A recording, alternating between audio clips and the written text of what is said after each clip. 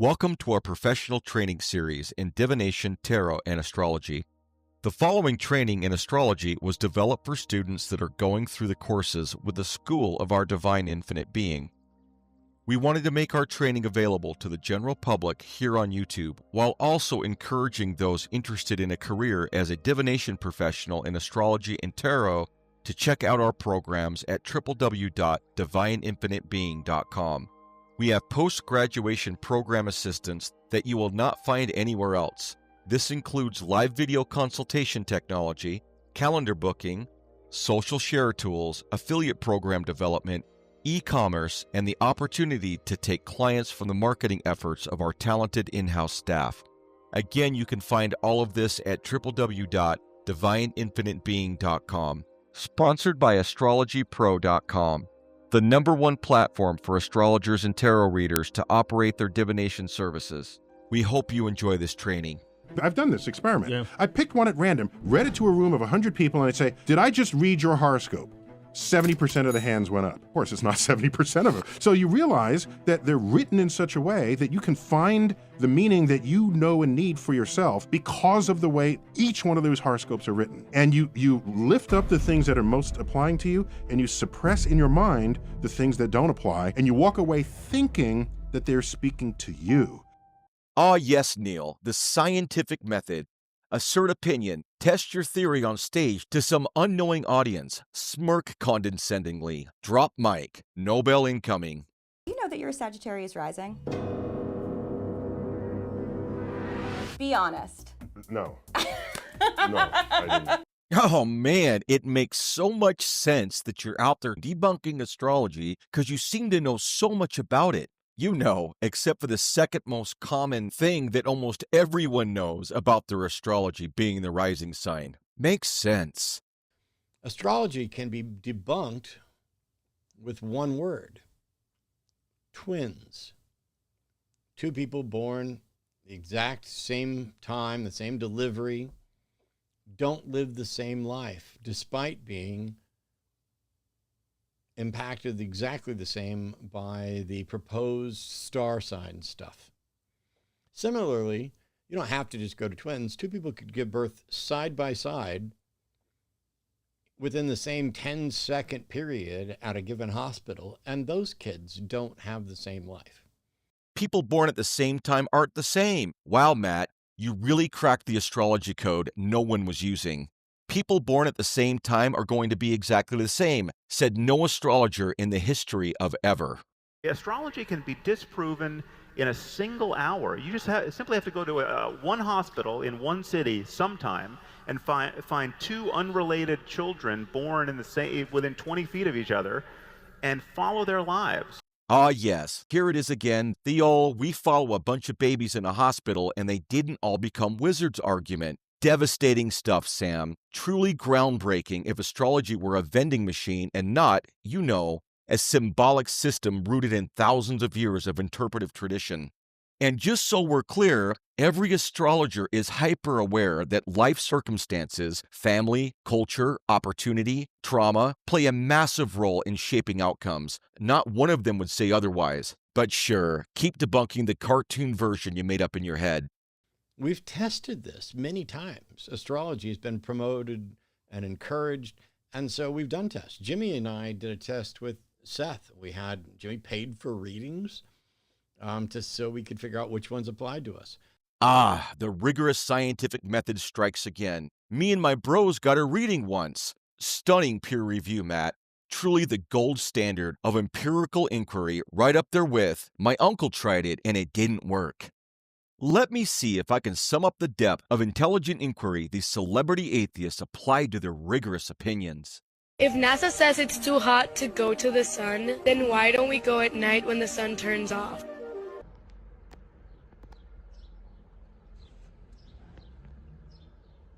Yup, that about does it.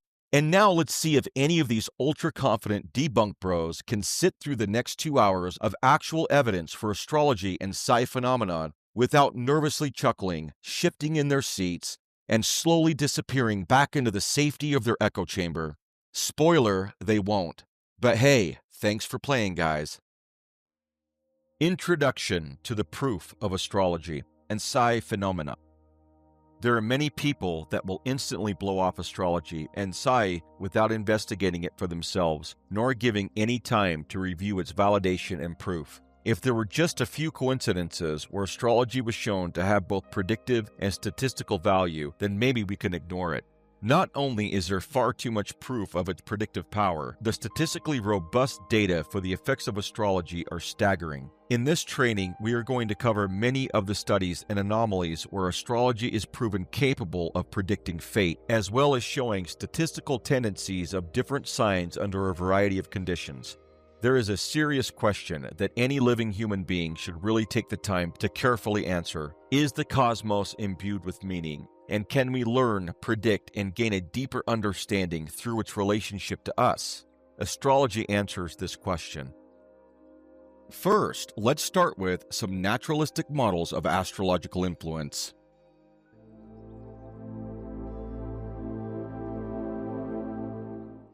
Far from being confined to symbolic interpretation alone, astrology, especially in its tropical solar-referenced form, can also be understood through a scientific perspective that reveals physically grounded patterns manifesting throughout nature, society, and human development. This framework does not replace or diminish astrology's rich symbolic tradition, but instead offers another compelling dimension to support its validity. Over the past century, converging lines of evidence have shown that planetary alignments correspond to statistically significant phenomena across disciplines as varied as radio engineering, biophysics, solar terrestrial physics, and magnetobiology. These correlations point to a resonant, interconnected cosmic structure in which planetary configurations serve as organizing principles, subtly yet consistently shaping conditions on Earth. Seen this way, the tropical zodiac is more than a symbolic system. It is a profound code, precisely aligned with the sun's relationship to planetary rhythms, reflecting measurable influences that science is only beginning to recognize. John H. Nelson, Radio Forecast and Planetary Resonances.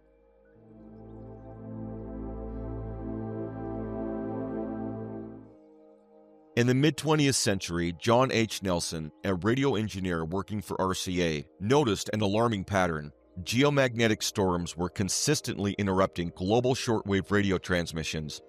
These disruptions, caused by solar magnetic storms, had a direct financial impact on the company's ability to provide reliable communication across continents.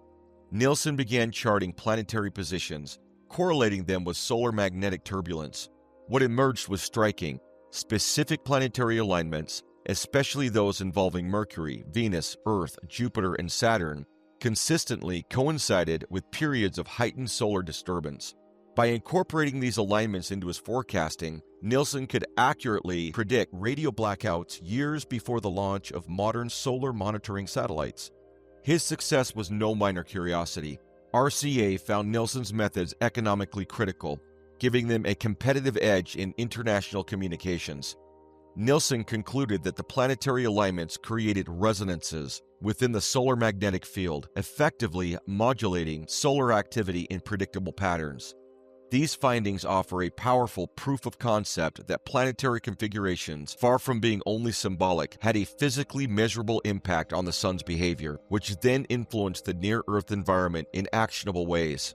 John Nelson showed that planetary alignments could be used for repeatable, predictive modeling of solar-driven events on Earth, a tangible demonstration that celestial patterns carry practical consequences beyond myth or metaphor. A. L. Gizevsky, Cosmic Cycles and Collective Human Behavior.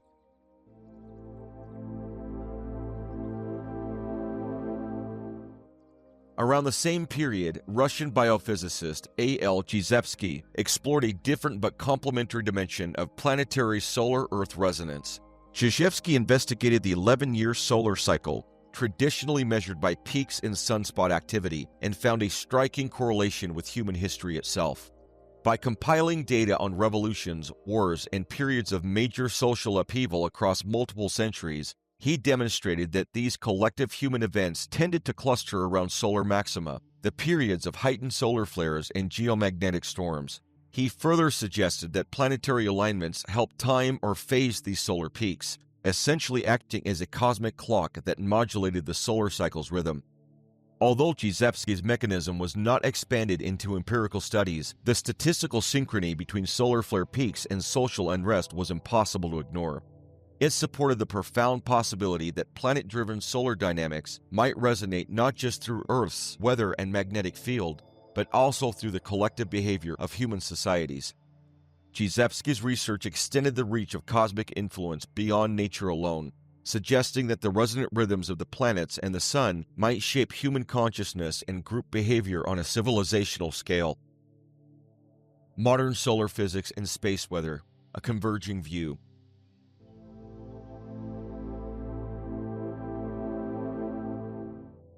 Building on this thread, modern solar and space weather researchers have continued to explore how planetary alignments may entrain or synchronize solar cycles. Although mainstream solar science has traditionally emphasized the sun's internal plasma dynamics, recent studies by scientists such as Paul Josse, 1965, and Nicola Scaffetta, 2014, have argued that the orbits of Jupiter and Saturn in particular show long-term resonant patterns that match observed solar periodicities.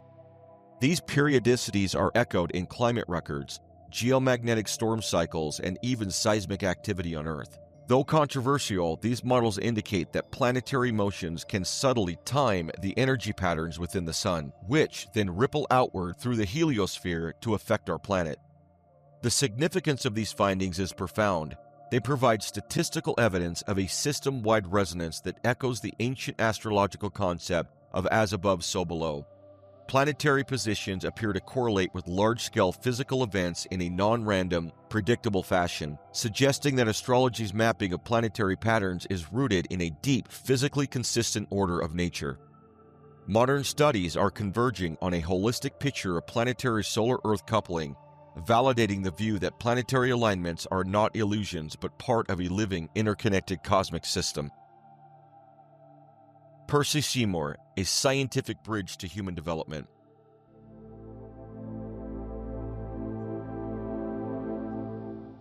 Where John Nelson demonstrated planetary influence on radio-disruptive solar storms, and Gzebski showed links to human societies, and modern researchers confirmed broader planetary solar resonance, astrophysicist Percy Seymour took these insights to their natural culmination, human biology itself.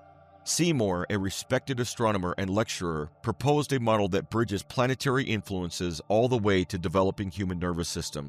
Building on the idea of planetary tidal forces modulating the solar magnetic field, Seymour argued that these solar variations, in turn, alter the Earth's geomagnetic field.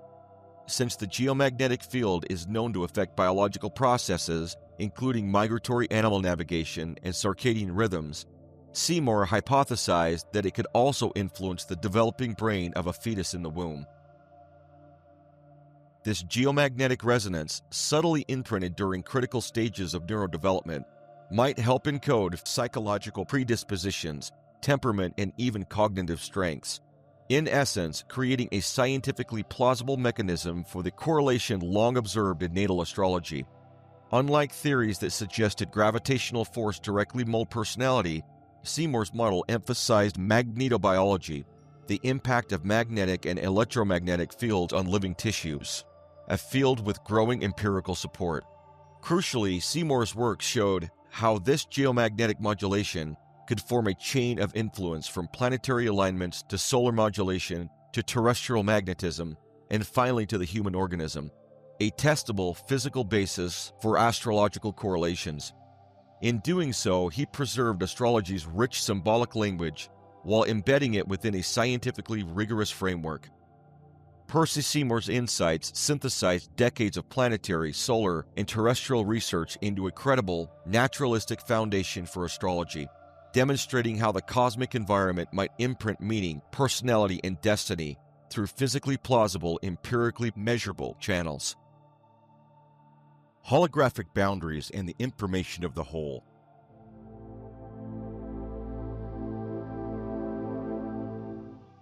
Another cutting-edge scientific investigation shows clearly that the solar system in its entirety is found on the boundary of every point within its interior.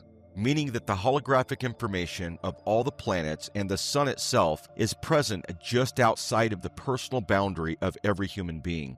This principle, known as the holographic principle, was developed by renowned physicist Leonard Susskind, one of the founding fathers of string theory.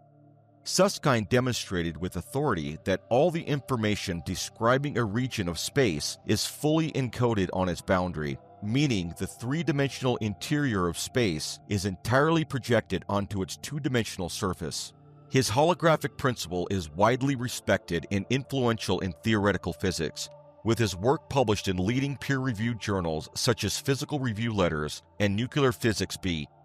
The information stored on the boundary is complete, meaning it describes everything inside, including how it was in the past, how it is now, and how it will be in the future. Because of this, the boundary holds, in principle, the past, present, and future of everything it surrounds. That means the entire timeline of all the planets and the sun is already contained in the encoded information on every boundary, including the personal boundary of a human being. When applying the holographic principle to the solar system, you get the following. The sun's boundary, the heliosphere, holds the complete past, present, and future information of all the planets within it. Each planetary boundary, like Earth's magnetic field, contains the same full record of the solar system's timeline. Even the personal boundary of a human being, their physical being, and electromagnetic field, holographically reflects the entire past, present, and future of the planetary spheres. If those same spheres and the solar center carry transconscious waves of meaning, patterns of influence and resonance beyond ordinary awareness, then it makes astrology far more compelling and scientifically grounded. If the cosmos is conscious, and we believe it is, the holographic structure supports the idea that every human is connected to the solar system's deeper patterns, both material and symbolic, because their personal boundary stores and mirrors the entire cosmic order across time as well as space. Susskind's groundbreaking work confirms that the universe is fundamentally holistic, with each boundary carrying the story of the whole, woven across past, present, and future. Towards a coherent framework of astrological resonance.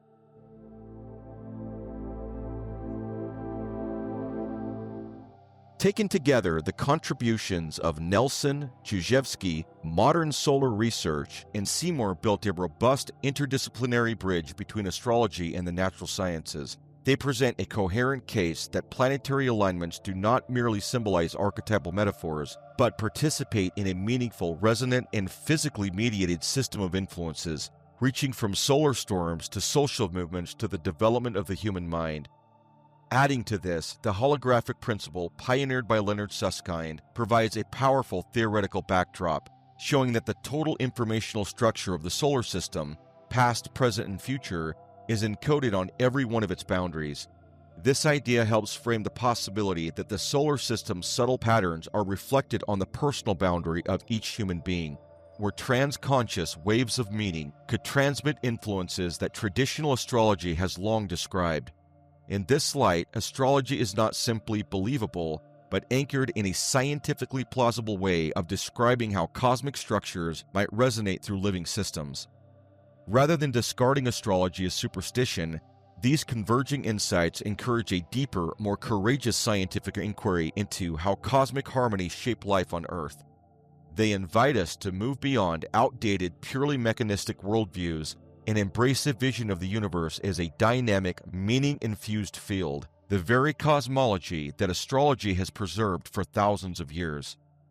In this perspective, astrology becomes a profound symbolic map rooted in a cosmos where measurable energies and archetypal meaning intertwine. Exploring these connections promises to expand our understanding of human awareness, bridging the intuitive and the scientific in a unified, holistic framework for the future. Astrology and Beyond, the Persistent Presence of Psychic Development.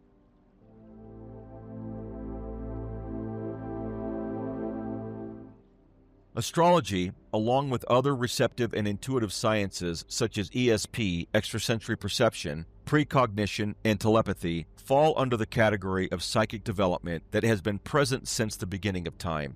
These phenomena are often collectively referred to as psi phenomena. They encompass a range of abilities that include the direct communication between minds, telepathy, correct perception of objects or events not accessible to one's sense organs at the time of apprehension, clairvoyance, and information perceived about future events without the use of ordinary means, precognition. Astrology is an ontological map accessed through intuitive sight capacities.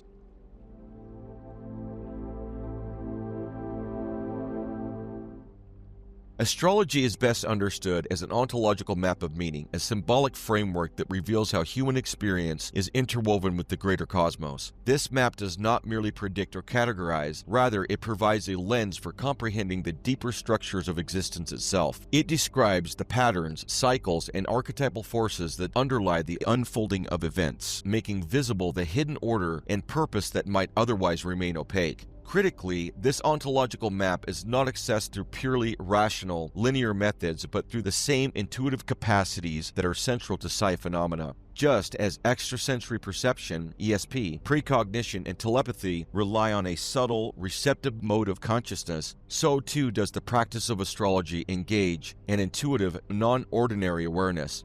The astrologer, like the gifted psychic, taps into a field of information that transcends the five senses, aligning consciousness with archetypal patterns mirrored in the movements of the heavens. This is about an expanded mode of perception, a deep intuitive resonance that allows a person to see meaning where conventional reasoning sees only randomness. Through this shared intuitive channel, astrology and other psi phenomena reveal that the cosmos is not a meaningless machine, but a living matrix of intelligence and purpose.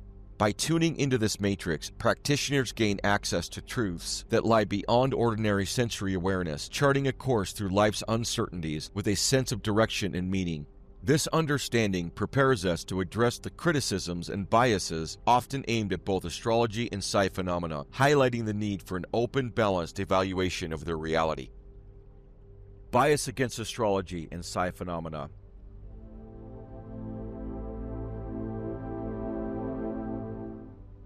Despite the existence of thousands of statistically significant studies supporting astrology and psi phenomena, critics have consistently approached such findings with a strong bias against their legitimacy.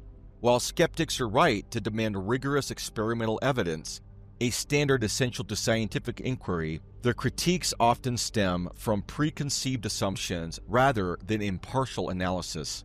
As the renowned physicist and physical researcher Camille Flammarion wisely noted, although the evidence offered by addicts of the marvelous for the reality of the phenomena they accept must be critically examined, it is equally necessary on the other side to scrutinize just as closely and critically the skeptic's allegations of fraud, or of malobservation, or of misinterpretation of what was observed, or of hypnotically induced hallucinations.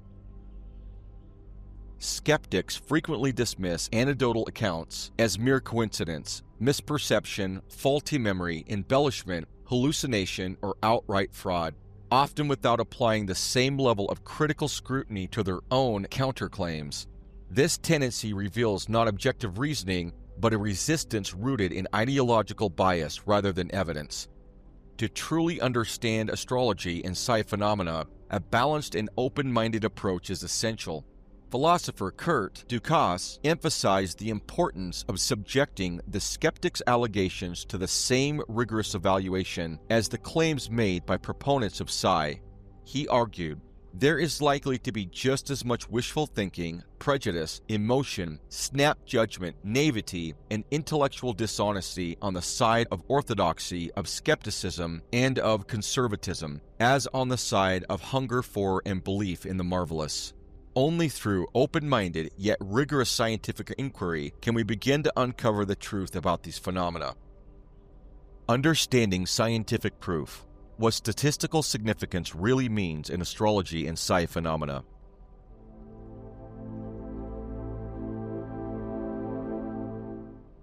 Before we dive into the statistically supported findings in astrology and psi phenomena, it's important to understand how science evaluates evidence. Contrary to how it's often portrayed in pop culture, science does not operate on hard lines between proof and no proof. Instead, it works in gradients of probability. asking how likely it is that a result could happen by chance. The tool scientists use to make this judgment is the p-value.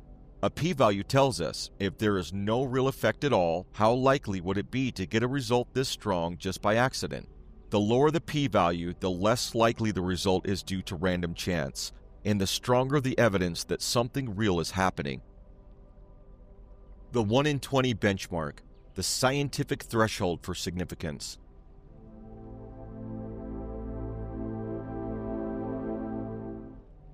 In many fields, a p-value of 0.05 or 1 in 20 is used as a traditional benchmark for statistical significance. This means there is only a 5% probability that the observed results could happen randomly, but not a divided line between valid and invalid science. In fact, a p-value of 0.06 or 1 in 17 or 0.08, 1 in 12.5 still shows a clear statistical trend that is less likely to occur by chance.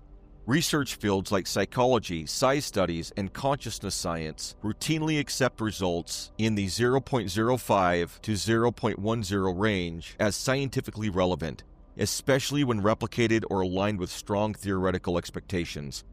Statistical models remain a cornerstone of scientific analysis, and results approaching the traditional threshold continue to be recognized as meaningful indicators, especially when findings are consistent with prior research or are part of a pattern across multiple studies.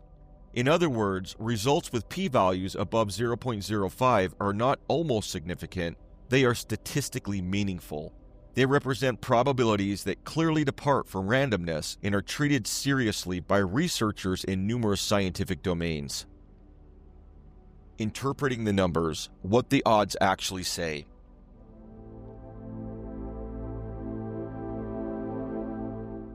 P-value 0.25, odds of being due to chance, 1 in 4, interpretation, likely random, scientific practice, not used to support findings. P-value 0.10, odds of being due to chance, 1 in 10, interpretation, meaningful signal, scientific practice, routinely considered valid in exploratory and cumulative research. P-value 0.08, odds of being due to chance, 1 in 12.5, interpretation, statistically relevant, scientific practice, interpreted as evidence especially when consistent. P-value 0.07, odds of being due to chance, 1 in 14. Interpretation, statistically relevant. Scientific practice, part of accepted research outcomes. P-value 0.06, odds of being due to chance, 1 in 17. Interpretation, statistically relevant. Scientific practice, often considered actionable when supported by theory or replication. P-value 0.05. Odds of being due to chance, 1 in 20. Interpretation, traditional threshold. Scientific practice, long-standing benchmark, not a dividing line. P-value 0.03. Odds of being due to chance, 1 in 33. Interpretation, stronger evidence. Scientific practice, deeper confidence in real effect. P-value 0.01. Odds of being due to chance, 1 in 100. Interpretation, very strong evidence. Scientific practice, rarely random, used in confirmatory research. P-value 0.001. Odds of being due to chance, 1 in 1,000. Interpretation, robust statistical certainty. Scientific practice, treated as near conclusive in many disciplines. How to approach the findings ahead.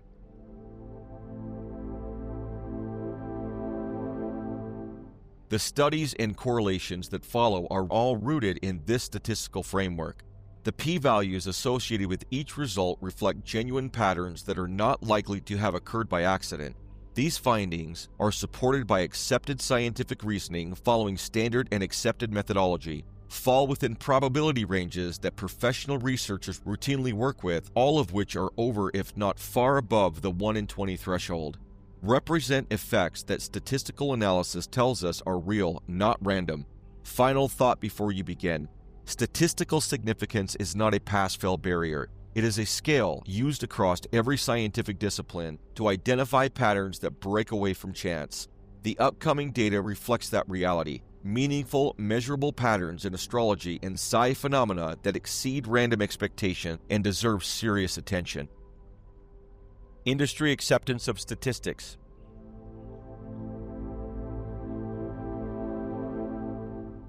Statistics is widely used in science wherever there is difficulty separating signal from noise. This difficulty is found in physics and chemistry, but is found much more often in biology and the social sciences due to the greater random variability found in living systems. With psi, we seem to be dealing with what is usually a rather weak effect, and so the statistical analysis of large samples is necessary to detect it amid all the noise. But parapsychology is hardly unusual in this regard. The link between smoking and lung cancer was first proposed by physicians who noticed that patients who are heavy smokers seem more likely to contract the disease. But not everyone who smokes gets cancer, and not everyone with lung cancer smokes. Statistical analysis of large numbers of individuals was necessary to conclusively establish the link. Science and Psychic Phenomena, The Fall of the House of Skeptics, Chris Carter. Scientific studies supporting reliance on statistics in various fields.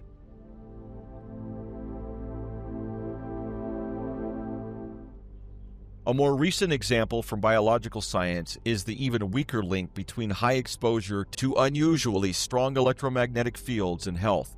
An article in Science reported that after spending nearly a decade reviewing the literature on electromagnetic fields, EMFs, a panel of the National Council on Radiation Protection and Measurement, NCRP, had produced a draft report concluding that some health effects linked to EMFs, such as cancer and immune deficiencies, appear real and warrant steps to reduce EMF exposure. Biologists have failed to pinpoint a convincing mechanism of action. In other words, statistics has been used to demonstrate an effect, and biologists are now seeking a mechanism, just as in parapsychology. Science and Psychic Phenomena, The Fall of the House of Skeptics, Chris Carter. Joseph Banks Rhine, Bridging the Gap Between Parapsychology and Statistical Science.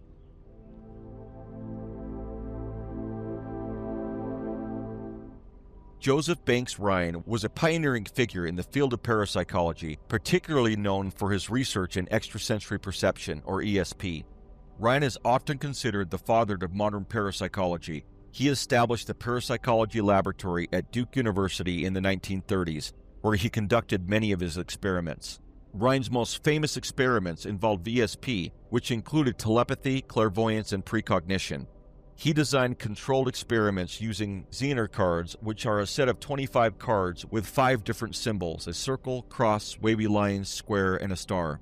You may be familiar with this test, as it is what is being utilized in the beginning of the first Ghostbusters movie. One of Rhine's significant contributions was the application of statistical methods to parapsychology. He used probability theory to analyze the results of his ESP experiments, arguing that some results were statistically significant and could not be attributed to chance. Rhine published several books and articles on his findings, including Extrasensory Perception in 1934, which summarized his early experiments and findings. He also co-authored Extrasensory Perception After 60 Years in 1940 with Joseph Gaither Pratt, which reviewed the first 60 years of ESP research. Rhine's work laid the groundwork for future parapsychological research and helped to establish parapsychology as a legitimate field of scientific inquiry, albeit a controversial one. His methods and statistical approaches continue to influence contemporary parapsychological research. The famous psychologist Carl Jung and his partner and colleague, the Nobel Prize-winning quantum physicist Wolfgang Pauli, both held Rhine's work as significant in the world of scientific discovery. Endorsements of ESP and psychic phenomena beyond the measure of doubt.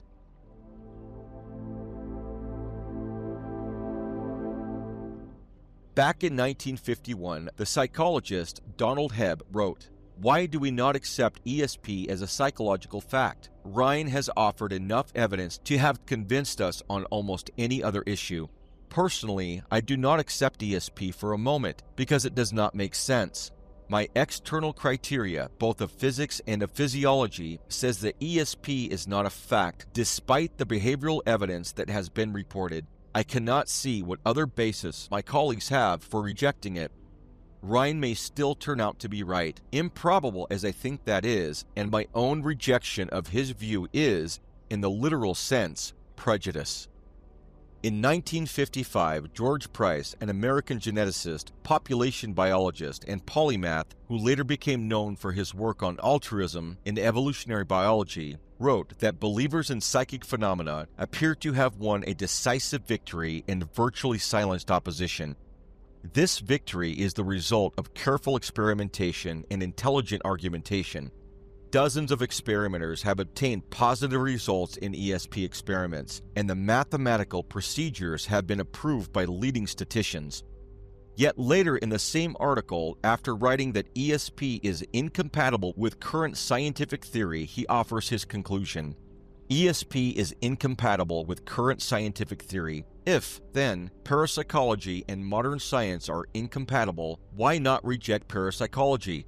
The choice is between believing in something truly revolutionary and radically contradictory to contemporary thought and believing in the occurrence of fraud and self-delusion. Which is more reasonable? Jessica Utz, a respected statistician and former president of the American Statistical Association, is known for her rigorous evaluation of controversial scientific claims, particularly in the field of parapsychology. As a professor of statistics at the University of California, Irvine, and a consultant on the U.S. government's Stargate project, a classified research program exploring the potential of psychic functioning, Utz brought professional statistical scrutiny to decades of experimental data on remote viewing and related phenomena. In her 1995 report titled An Assessment of the Evidence for Psychic Functioning, Utz concluded, using the standards applied to any other area of science, it is concluded that psychic functioning has been well established. The statistical results of the studies examined are far beyond what is expected by chance. Dean Radin and the Experimental Evidence for Psi.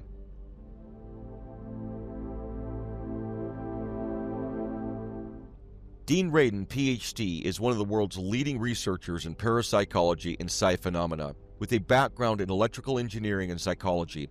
He has held positions at Princeton, SRI International, and the University of Nevada, and for decades has served as chief scientist at the Institute of Noetic Sciences, IONS. Radin's work stands out for its scientific rigor, repeated experimental replication, and careful meta-analysis, which together have produced some of the most compelling empirical evidence for the reality of psi phenomena in the modern era. Some of Radin's experimental results have reached what is known in statistics as the 6 sigma level, meaning the observed effects deviate from chance by 6 standard deviations. In practical terms, this corresponds to odds against chance of about 1 in a billion, far surpassing the conventional threshold for statistical significance. Such 6 sigma results are considered extraordinarily robust in scientific research, on par with confidence levels required in particle physics for confirming the existence of new fundamental particles. Radin's achievements on these levels of significance underscores the remarkable consistency and reliability of his psi data, demanding serious consideration by the scientific community. Radin's studies focus on controlled, replicable experiments that measure telepathy, precognition, and mind-matter interactions. His approach systematically addresses skeptics' demands for repeatability and statistical reliability, with meta-analytical techniques that go far beyond anecdotal accounts. 3 of his most significant areas of contribution are the Ganzfeld telepathy experiments, presentiment studies, and double-slit intention experiments, each of which deserve a closer look. Ganzfeld telepathy experiments.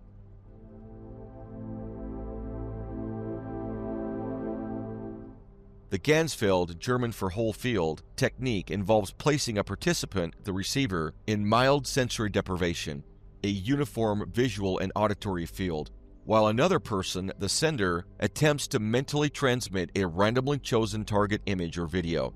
The receiver then reports any mental impressions or images during the session, which are later matched against the possible targets. Results: Over more than 40 years of studies, Radin and colleagues conducted meta-analysis of over 100 Ganzfeld experiments. The average hit rate was 32%, compared to the 25% rate expected by pure chance. The combined probability value for the meta-analysis was less than 1 in a million, providing highly statistically significant evidence across thousands of trials. Radin emphasizes that these effects are consistent, replicable, and robust, meeting conventional scientific thresholds for significance. These results strongly support the hypothesis of telepathic information transfer under controlled conditions, demonstrating that human minds can share information in ways not explained by the known senses. Presentiment experiments.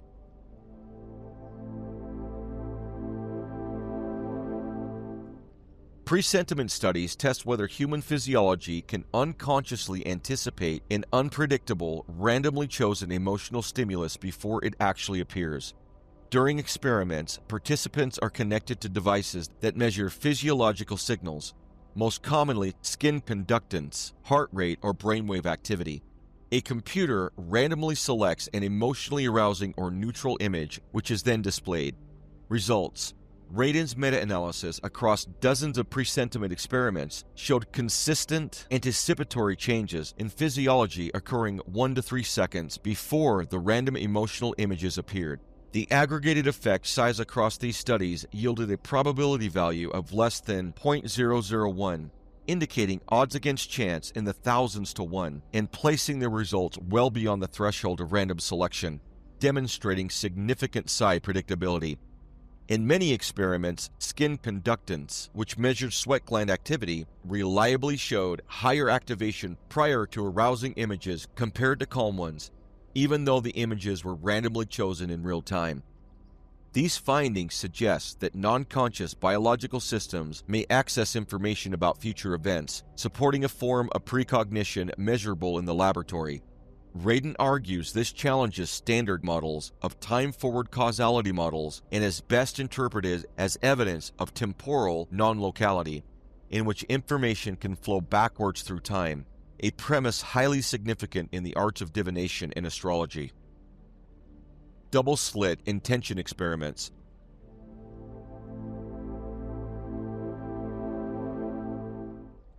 These experiments build on the famous quantum double-slit effect, where light or particles form an interface pattern unless a measurement collapses the wave function.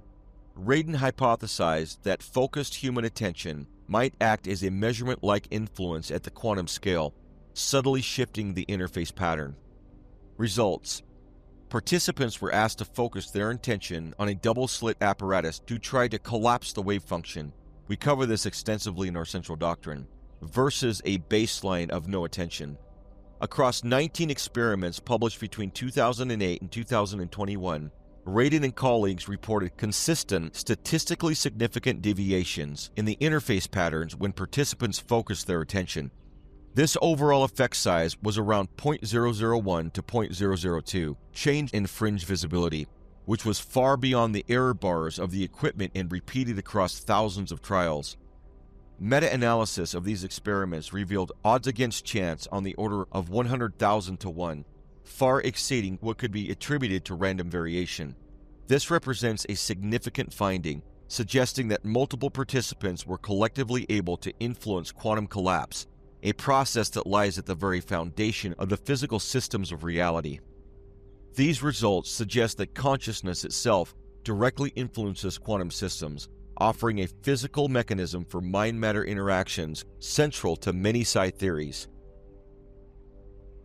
Scientific studies supporting astrology, the Mars effect, when skeptics become witnesses.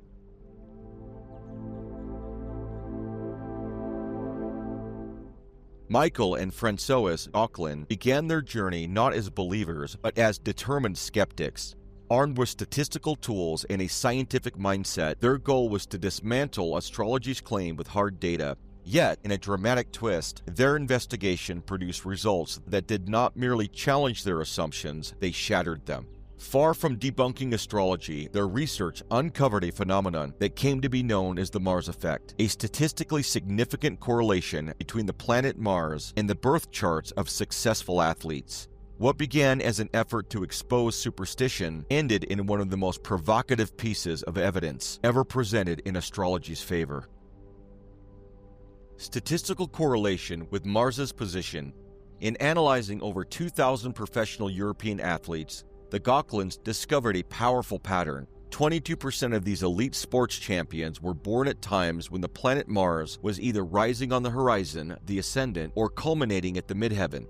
In astrology, these are two of the most influential angular positions, points where a planet's influence is considered to be strongest and most active in shaping personality and destiny. To understand the magnitude of this correlation, it's essential to consider the geometry of the sky used in the analysis. The Gauquelins divided the sky into 12 equal sectors, corresponding to segments of Earth's 24-hour rotation. Statistically, if Mars was distributed randomly across all birth charts, it should appear in any two specific sectors about 17% of the time, 2 out of 12.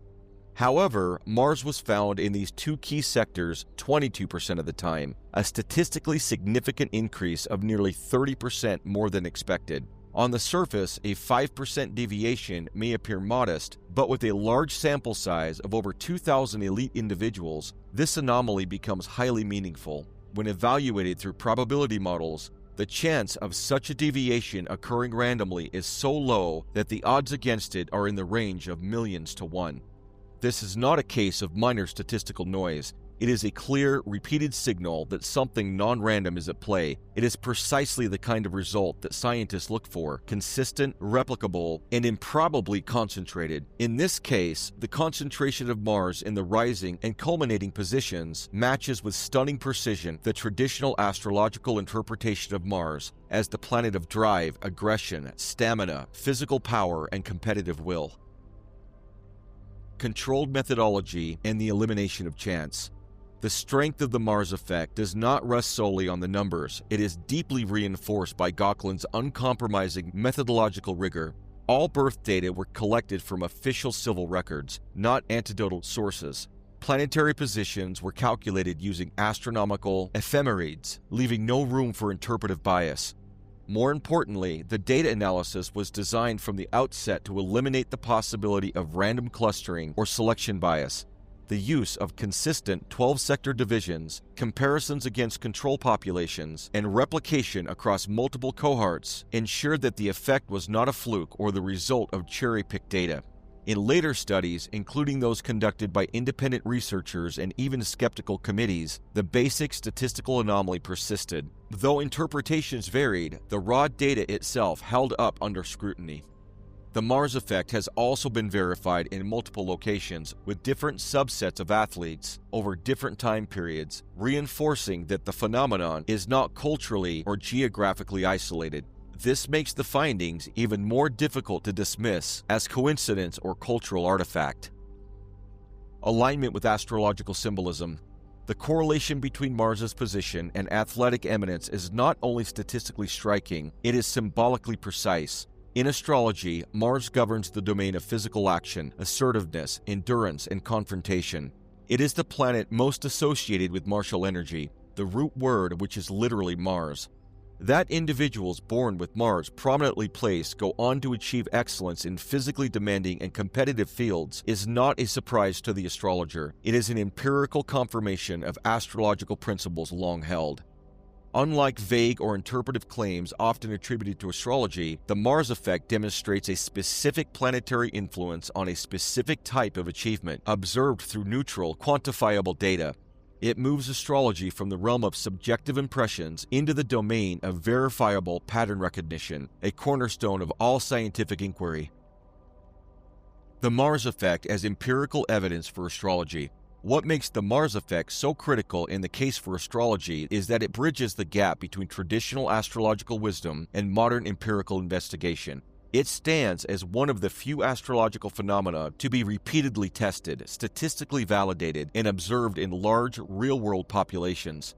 Furthermore, the nature of the effect is entirely in line with astrological logic. Angular planets are more powerful. Mars is linked with physical strength and ambition, and individuals with Mars in angular positions at birth are disproportionately represented among the world's top athletes. The consistency of this relationship across large datasets and international boundaries gives astrology a level of empirical grounding that critics have long claimed it lacks. Rather than undermining the tradition, this data supports it. The Mars effect becomes not just an anomaly, but a statistical signature of astrology in action, a measurable indication that the heavens do, most assuredly, reflect what unfolds on Earth. Scientific backlash and the psyche controversy.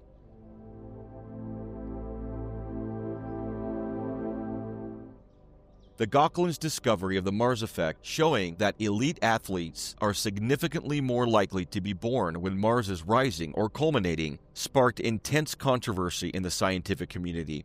The statistical improbability of their findings, with odds calculated in the millions to one against chance, represented a direct challenge to prevailing scientific views on astrology. Far from being ignored or dismissed outright, this research had such a disruptive impact that it helped catalyze the formation of a new organization specifically designed to confront such claims, the Committee for the Scientific Investigation of Claims of the Paranormal, PSYCOP. PSYCOP's involvement and attempted rebuttal. Before PSYCOP was formally established, its co-founder, Paul Kurtz, began circulating the Gauquelin's results among future committee members. Among them were the statistician Marvin Zelen and astronomers George Abel and Dennis Rollins. Intent on debunking the Mars effect, the group initiated a replication study designed to test the same hypothesis with their own methods. From the outset, internal tensions emerged. Dennis Rollins, the group's only professional astronomer and founding member of PSYCOP, warned that any statistical analysis would depend critically on maintaining the integrity of the sample selection. Despite his caution, Kurtz, Zelen, and Abel pushed forward with their study, making key methodological choices that would later come under scrutiny. Suppression and distortion of findings. When the replication data unexpectedly confirmed the Gauquelin's original findings, showing that Mars did appear with statistical significance in angular positions among athletes, the internal response within PSYCOP was anything but scientific. According to Rollins, the leadership, particularly Kurtz and Zelen, suppressed and distorted the results, rather than admit that astrology might have gained empirical ground. Rollins later alleged that PSYCOP officials intentionally delayed publication of their findings, while seeking ways to minimize or obfuscate the pro-astrological implications.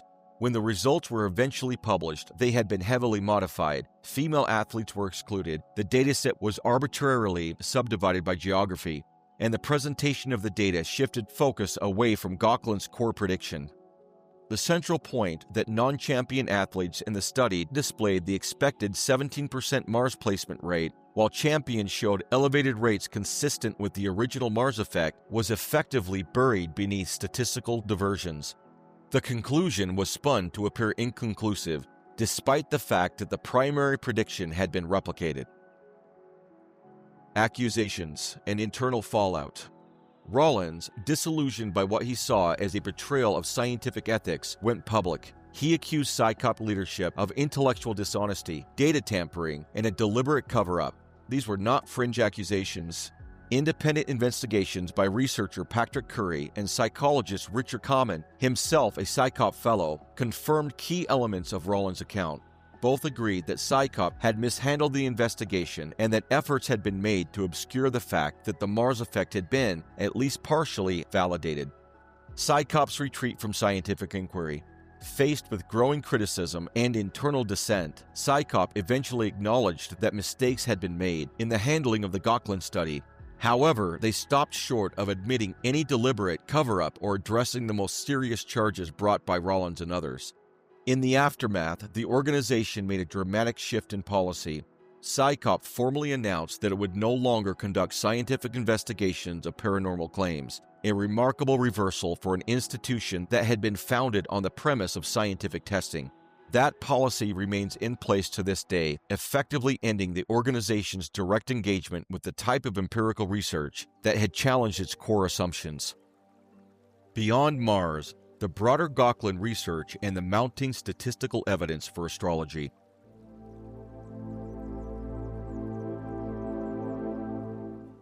While the Mars effect remains the most famous and contentious of Michael and François Gauquelin's statistical findings, it is far from the only result they produced. In fact, their broader body of work presents an even more compelling case for the validity of astrology, especially when one considers the consistency, rigor, and improbable odds that underpins their findings across multiple professions and planetary correlations. The method: planetary positions at birth and eminence. The Gauquelins meticulously analyzed thousands of birth charts of highly accomplished individuals, actors, politicians, scientists, writers, military leaders, and athletes across multiple European countries. Their primary method involved testing for the frequency of planets appearing in specific sectors of the sky, particularly the so-called plus zones, which correspond to the areas just after the ascendant, rising, and culminating midheaven, positions historically deemed astrologically powerful. By comparing the planetary positions of these eminent professionals to large control groups of ordinary births, they were able to assess whether any given planet appeared more often than chance would predict in those critical zones. The planetary effects beyond Mars. Jupiter effect among actors and politicians. The planet Jupiter, traditionally associated with expansion, charisma, and prominence, was found significantly more often in key sectors of the natal chart of actors and politicians. In one major study, Gauquelin examined 473 well-known French actors and found that Jupiter appeared in these critical zones 21.5% of the time, compared to the expected rate of 16.5% by chance. This difference was statistically significant, with a p-value of less than 0.01 and the odds against chance exceeding 1 in 100. Similar results were observed in a sample of 351 eminent politicians, where Jupiter was likewise significantly overrepresented in the power sectors of their charts. Saturn effect among scientists. In contrast to Jupiter's theatrical flair, Saturn, associated with discipline, structure, and realism, showed strong statistical prominence in the birth charts of scientists, perfectly matching its archetypal role in astrology. In a sample of 364 eminent scientists, Saturn appeared in the key plus zones at a rate of 21.1%, compared to an expected frequency of 16.5%. This difference yielded a high significant p-value of less than 0.005, with odds against chance of roughly 1 in 200. Furthermore, this correlation has been successfully replicated in multiple countries, including Belgium and Italy, strengthening the robustness of the finding. Moon effect among writers. The moon, traditionally associated with imagination, emotional sensitivity, and creative rhythm, was found to be statistically prevalent in key chart positions among famous writers. In a sample of 508 writers, the moon appeared in these critical sectors at a rate exceeding 20%, significantly above what chance would predict. This finding carries a p-value of less than 0.02, with odds against chance greater than 1 in 50. Notably, these results were consistent across multiple datasets from France and Italy. Mars and military leaders. While the Mars effect is most famously observed in athletes, it also extends to military leaders, reflecting Mars's broader association with military energy and aggression. In a sample of 348 high-ranking military officers, Mars was found to occupy power sectors of the natal chart with a similar statistically elevated frequency as seen in athletes. This correlation yielded a p-value of less than 0.01, with odds against chance estimated at 1 in 100 or better. Meta-results. Repetition across countries. The Gauquelins didn't stop at one dataset. They repeated their experiments across several nations: France, Belgium, Italy, Germany, often using birth data from government records and cross-checked reference books of accomplished individuals. In every case, the planetary effects remain consistent, particularly for Mars, Jupiter, Saturn, and the Moon. In total, the Gauquelins analyzed over 30,000 birth charts, making this one of the largest statistical efforts ever undertaken in the study of astrology. In new statistical confirmation, Mars, Jupiter, and Saturn reanalyzed under university supervision.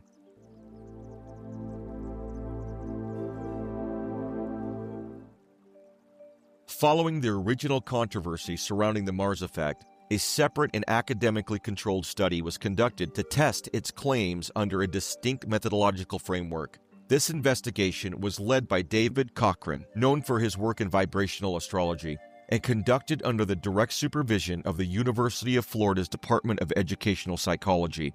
The statistical modeling, design, and analysis were carried out as part of Cochran's formal graduate research, with oversight by credentialed faculty.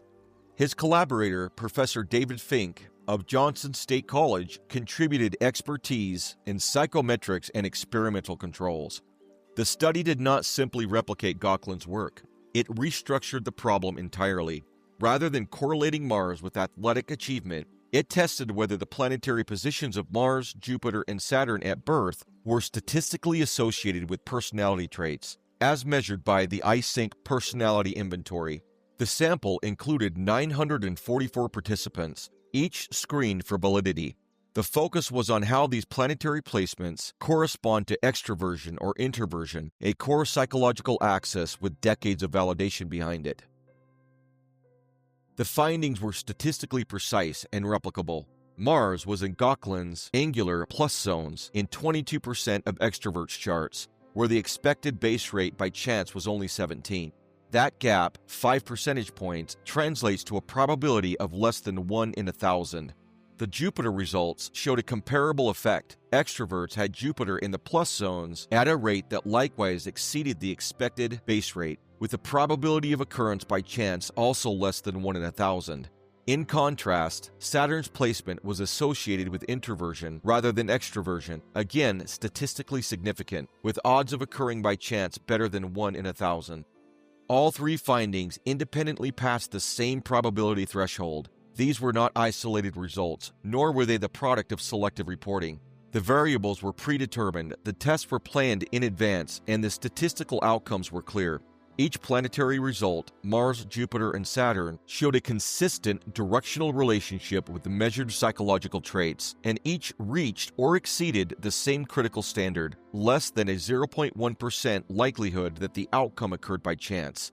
This study did not attempt to validate astrology through historical replication, but instead confirmed the same underlying phenomena, planetary influence on personality, using a different variable set, a different predictive model, and a university-sanctioned framework. It provided independent, data-driven confirmation of what Cochran's results first suggested, now through personality theory rather than professional selection. The Mars effect was not just repeated, it was reframed, expanded, and statistically confirmed from a new angle. The Carlson Astrology Study Revisited, a scientific debunking that backfired.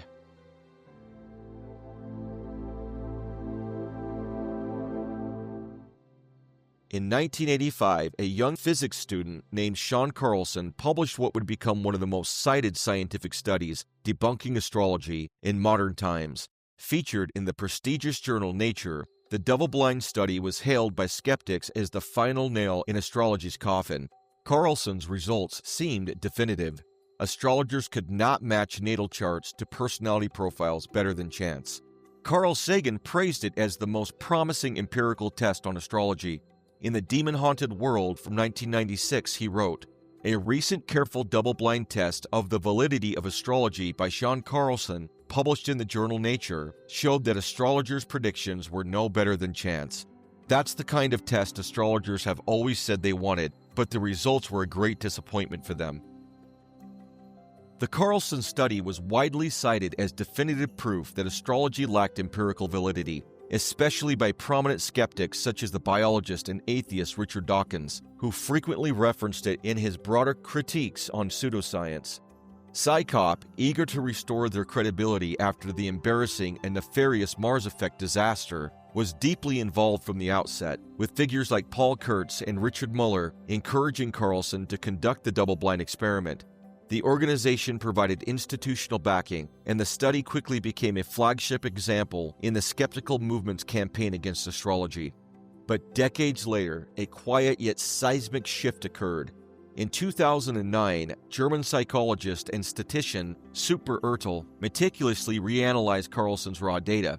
What he found stunned even open-minded scientists. Carlson's data, properly evaluated, actually supports the astrological hypothesis. The 1985 Carlson study celebrated debunking of astrology.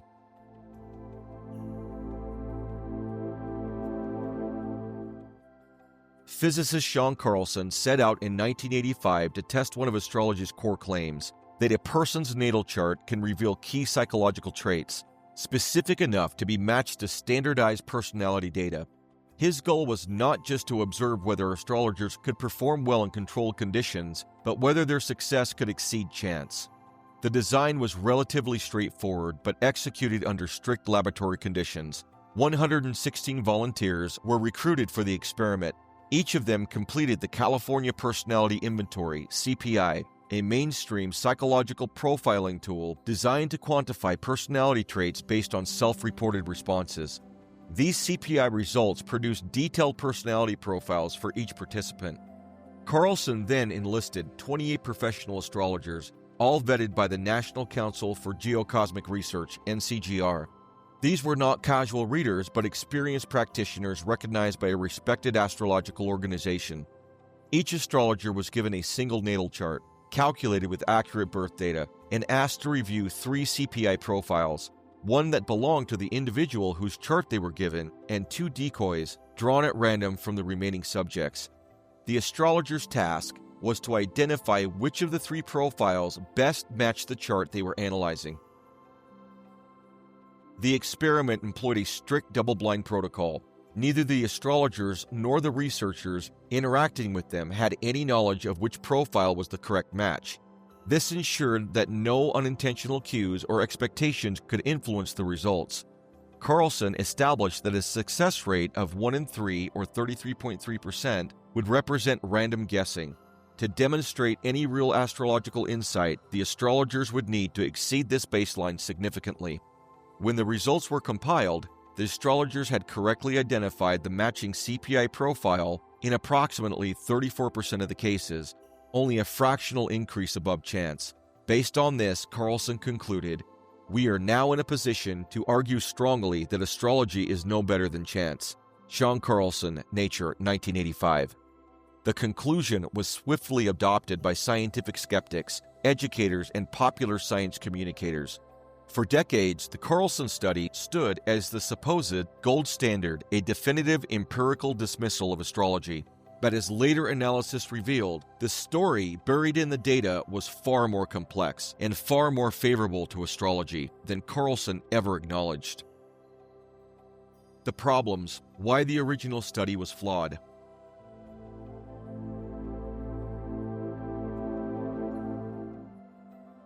Despite its fame, the Carlson study suffered from serious design and statistical issues, many of which were overlooked at the time due to its alignment with prevailing anti-astrology sentiment. A. The CPI mismatch. The California Personality Inventory is a psychological tool designed for industrial and corporate assessment, not for revealing astrological archetypes like introversion, ego structure, or emotional tone. Astrologers were unfamiliar with the CPI format, which used obscure codes rather than intuitive personality descriptions. The symbolic richness of astrology was stripped away in favor of sterile psychological data. This is equivalent to asking a music critic to judge a performance by reading a compressed audio waveform printout. B. Stripping the practice of astrology. Carlson did not test astrology as it is practiced. Instead, he constructed a sterile, mechanical matching task that bore no resemblance to real-world astrological consultation. Astrologers were forbidden from engaging with clients, denied access to holistic chart interpretations, and forced to make selections based on abstract psychological graphs, the CPI, that had no symbolic or archetypal language, the very essence of astrological analysis. This wasn't a scientific evaluation of astrology, it was a deliberate constraint of the system's natural function, ensuring failure by design. As one participating astrologer put it, this was not a real astrology test, but a trick box with a stopwatch. Astrology, at its core, is a symbolic language practiced through interpretation, intuition, and archetypal synthesis. Carlson stripped all of that away, replacing it with an impersonal, multiple-choice guessing game. C. Disregarding confidence and qualitative accuracy. Carlson also ignored the most revealing data his study collected: astrologers' confidence ratings and qualitative judgments about how well a personality profile matched a chart. Some astrologers noted this is a perfect match, while others expressed uncertainty. offering a self-awareness of accuracy that, as later shown, correlated strongly with correct selections.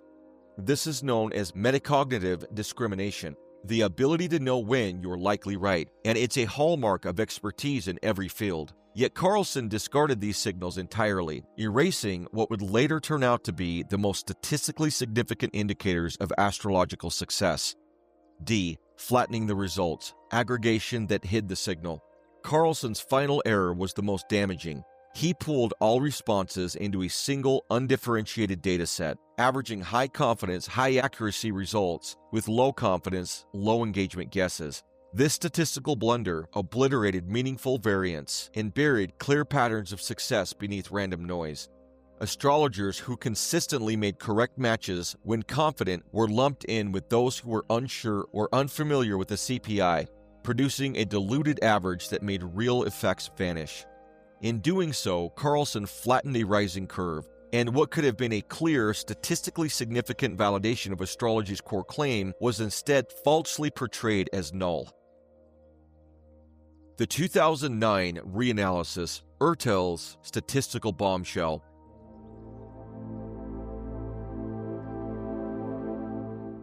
Reopening the data.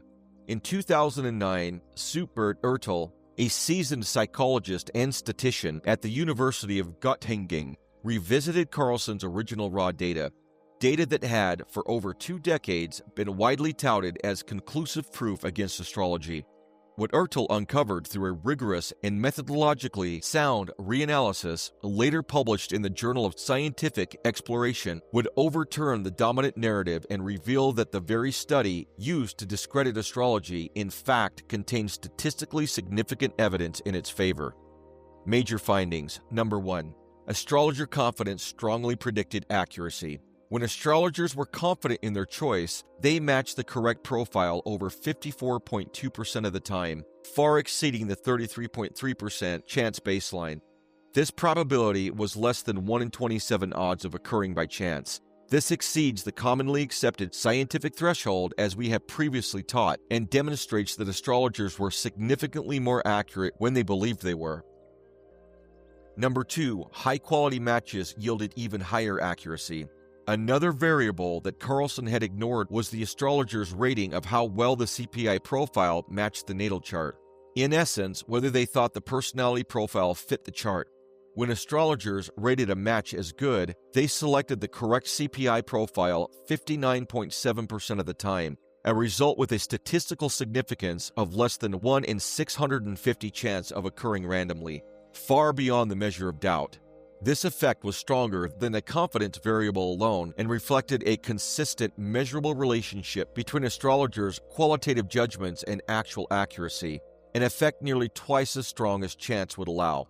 Number 3, combined high confidence and high match quality. The p-value of less than 0.001, when Ertel combined both key indicators, high astrologer confidence and high perceived match quality, the resulting accuracy hit 63.6%, with a total statistical significance of less than 1 in 1,000 odds by chance. This level of statistical strength, the p-value of less than 0.001, is on par with effects deemed robust in fields like cognitive psychology, medicine, and particle physics. The implication is undeniable. When astrologers are allowed even minimal interpretive conditions they recognize as valid, their ability to accurately match birth charts to psychological profiles becomes statistically significant, far surpassing chance and exposing a measurable, replicable skill. Number 4, Carlson's data aggregation concealed the effects. Ertel demonstrated that Carlson's original analysis diluted these findings by aggregating all responses together, regardless of astrologers' confidence, experience, or judgment of match quality. Carlson's use of pooled data, where all responses were treated equally, flattened the results, effectively erasing the statistical signal by mixing high-skill, high-certainty matches with low-skill or low-confidence guesses. Carlson's method of pooling the data produced an underestimation of the astrologer's success. Subert Ertel, 2009. Had Carlson analyzed his data by confidence or match quality, standard practices in psychological research, the conclusions of his experiments would have been reversed. Conclusion: a debunking that debunked itself.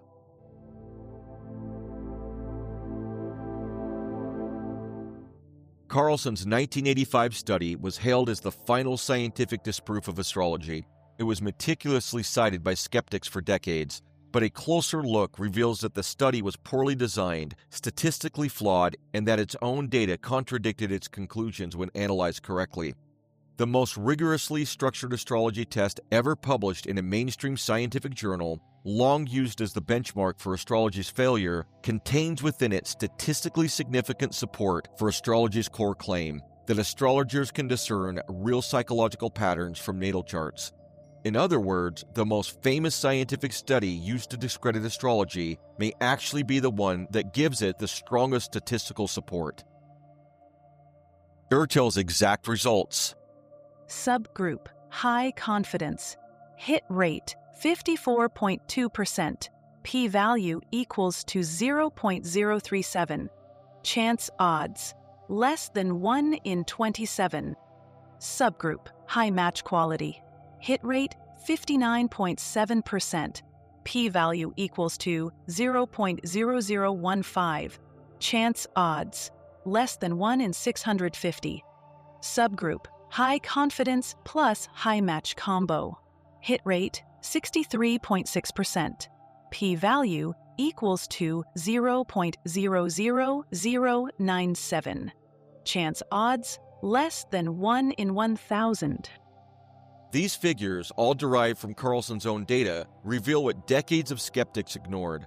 Even in an artificially constrained test using unfamiliar tools, astrologers significantly outperform chance, especially when confident and engaged. Astrologers demonstrated real, measurable skill, not under ideal conditions, but in an unfair trial designed to make them fail. Had the study been designed to reflect the actual practice of astrology using narrative profiles, real consultation dynamics, or symbolic reading, the outcomes would likely have been even stronger. Astrology and Psi. Alexander Imich's statistical correlation between natal charts and paranormal ability.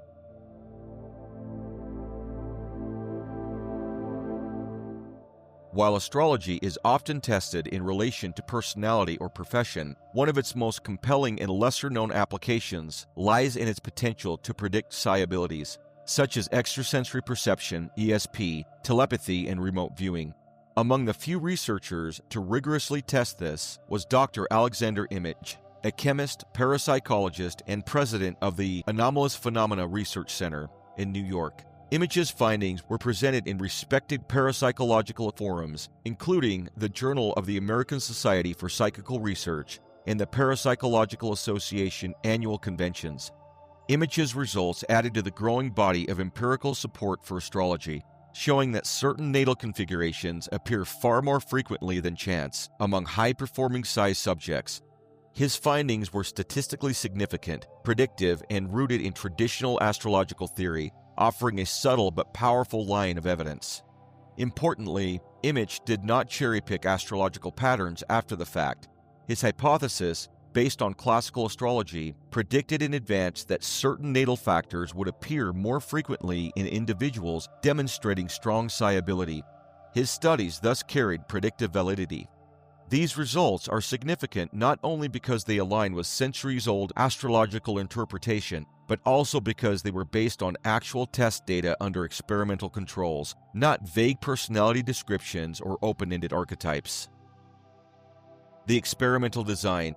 Dr. Imich conducted multiple controlled psi experiments, then compared participants' natal charts to their performance scores on tests of telepathy, clairvoyance, and remote viewing. Test types included Zener cards, target guessing, and image matching under blinded controls. Participants' birth charts were cast and analyzed for recurring astrological features. Statistical analysis employed chi-squared tests, control group comparisons, and frequency deviation modeling. Key findings: astrological indicators and their statistical weight. Each configuration below shows a significant overrepresentation in the natal chart of psi high scorers compared to what would be expected by pure chance. Moon-Neptune aspects. Moon-Neptune aspects are traditionally associated with heightened emotional sensitivity, vivid dream states, and increased psychic receptivity. In Imich's study, 36% of high-scoring psi participants had a significant Moon-Neptune aspect, compared to an expected rate of 19%. This represents an 89.5% increase above chance, with a p-value of less than 0.01, indicating that the odds of this occurring by random chance are approximately 1 in 100. Mercury in water signs, Cancer, Scorpio, Pisces. Mercury, the planet governing perception, communication, and cognitive processing, when placed in water signs, Cancer, Scorpio, or Pisces, aligns astrologically with heightened intuition and emotional empathy. In Image's data, 44% of high-performing size subjects had Mercury in a water sign, compared to an expected rate of 30%. This marks a 46.7% increase above chance, with a p-value of less than 0.05, meaning the likelihood of such a result occurring randomly is approximately 1 in 20. Planets in the 12th and 8th house. The 8th and 12th houses in astrology are traditionally linked to the unconscious mind, hidden knowledge, mysticism, and transformative experiences. In Image's study, 35% of high-scoring psi participants had prominent planetary placements in these houses, compared to an expected rate of 18%. This reflects a 94.4% increase above chance, with a p-value of less than 0.02, indicating that the odds of this distribution occurring randomly are approximately 1 in 50. Sun or ascendant in Pisces. Pisces, ruled by Neptune, has long been associated with psychic permeability, intuitive sensitivity, and mystical orientation. In Image's sample, individuals with the Sun or ascendant in Pisces made up 29% of high-performing psi participants, compared to an expected base rate of 16%. This represents an 81.25% increase above chance, with a p-value of less than 0.05, meaning the odds of such a result occurring randomly are approximately 1 in 20. Addressing the skeptical view. The only credible critique raised by skeptics regarding Image's findings was that his sample size could have been larger. While it's true that his studies typically involved 50 to 100 participants, this does not invalidate the statistical strength of his results. In fact, quite the opposite. Given that he had already produced p-values below 0.01 and probability margins strongly against chance, a larger sample size would most likely have amplified the significance, further reducing the likelihood that his results were due to randomness. Statistically speaking, increasing volume in a study with existing signal strengthens its reliability and narrows confidence intervals, a scenario that would only reinforce Image's conclusions, not undermine them. In the absence of contradictory replication, this critique remains purely theoretical and does not detract from the clearly positive results already observed. Implications. Astrology as a psi diagnostic. Image's work suggests that astrology could serve as a diagnostic framework for understanding psychic predisposition. Rather than mystical suggestion or symbolic metaphor, the natal chart appears to function as a map of cognitive and transpersonal potential, correlating with objective, repeatable psi performance. This opens a new frontier, using astrology to forecast capabilities that current materialist science cannot yet fully explain, but which are increasingly supported by rigorous psi research. Exploring the scientific basis of astrology. Insights from Gunter Sachs, The Astrology File.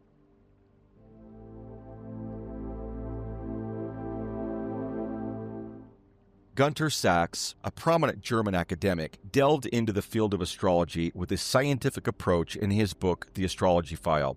Sachs conducted a series of 11 extensive statistical studies to explore potential correlations between astrological signs in various aspects of human life, including marriage, divorce, suicide rates, professions, accidents, illnesses, longevity, success in sports, criminal behavior, academic performance, and psychological traits.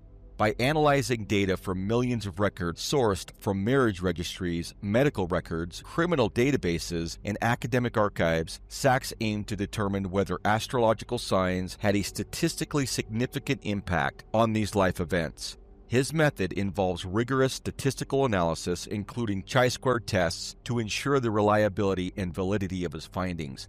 Sachs' work stands as one of the most comprehensive studies applying scientific methods validating the true predictive power of astrology. Institutional collaboration and scientific oversight in Sachs' studies.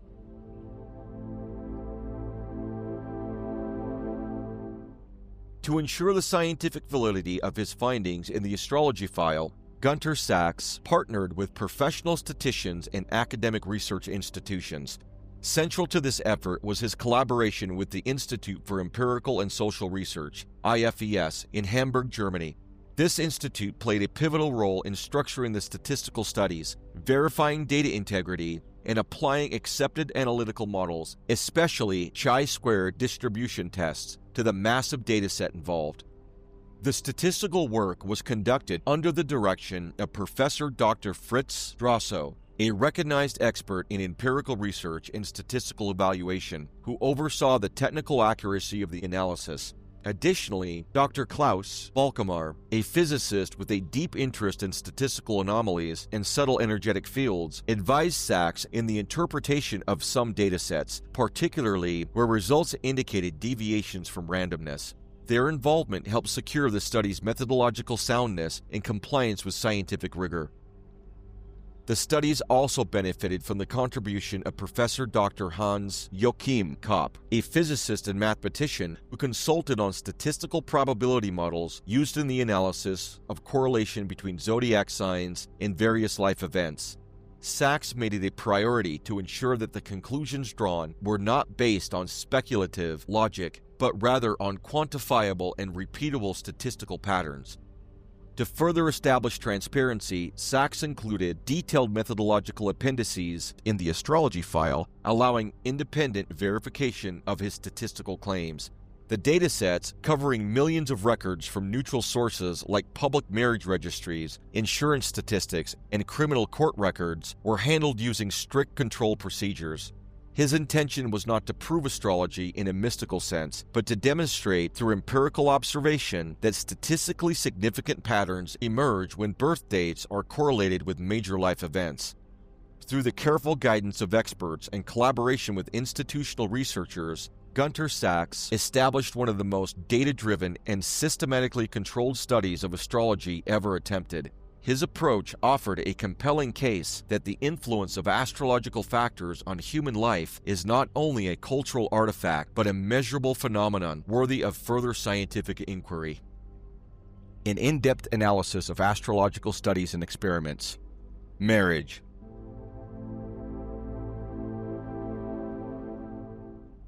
Astrological proof through marriage patterns. Statistical evidence. Aries, and Leo, Aquarius.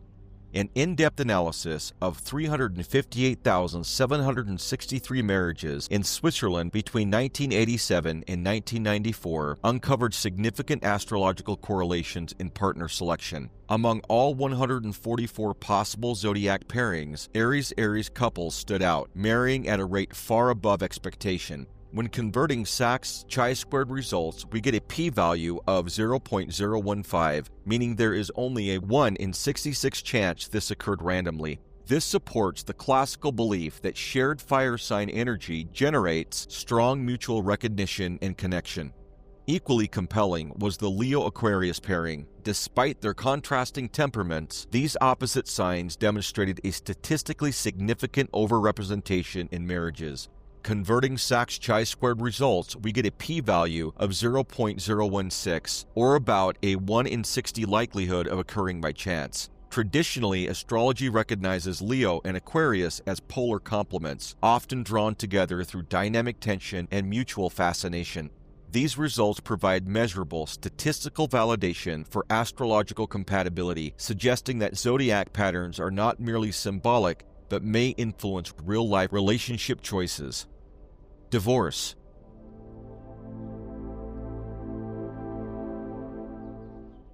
Astrological proof through divorce patterns. Statistical evidence. Gemini, Pisces, Sagittarius, Gemini, Virgo. In a study of 109,030 Swiss divorces, Gunter Sachs identified significant astrological patterns suggesting that zodiac compatibility influences marital stability. Gemini couples recorded the highest divorce rates. Converting Sachs chi-squared results, we get a p-value of 0.000025, or 1 in 40,000 odds against chance, offering strong statistical support for astrology's portrayal of Gemini's changeable and restless nature. Other notable pairings include Pisces-Sagittarius. When converting Sachs chi-squared results, we get a p-value of 0.0042, or 1 in 238 odds against chance, and Gemini-Virgo with a p-value of 0.0067, or 1 in 149 odds against chance. Gemini-Virgo couples, despite sharing Mercury as their ruling planet, exhibited high conflict potential, supporting astrological interpretations that emphasized their contrasting communication styles and needs. These findings reinforce the idea that astrological factors may play a tangible role in relationship outcomes. Suicide.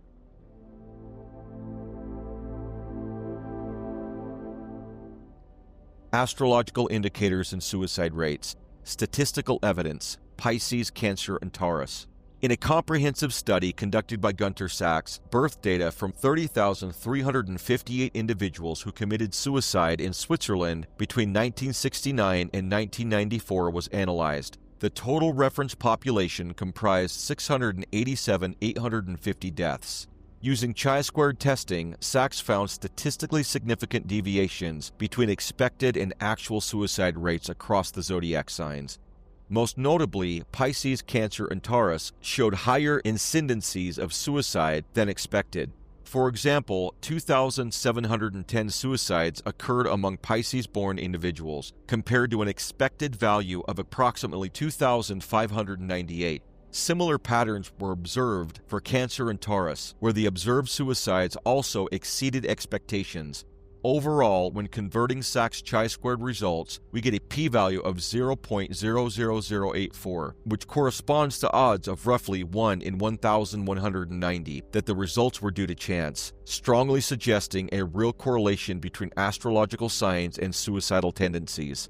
This statistically significant evidence contributes to the growing body of research, led by Sachs, that supports astrology as a measurable factor in human behavior and life outcomes. Profession.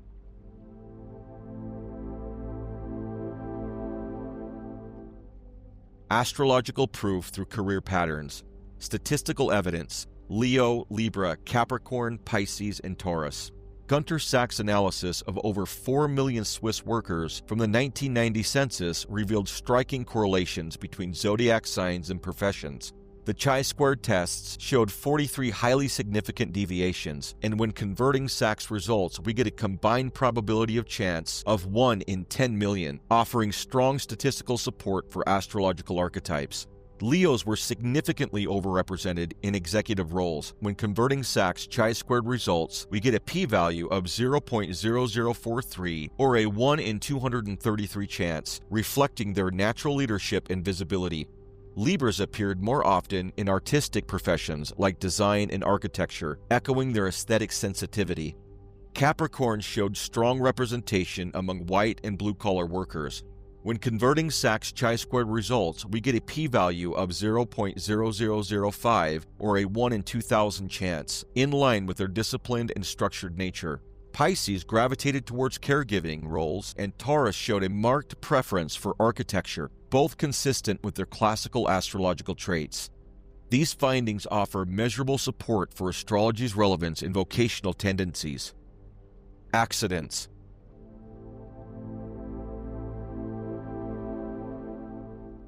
Astrological proof through accident patterns. Statistical evidence. Taurus, Virgo, and Leo.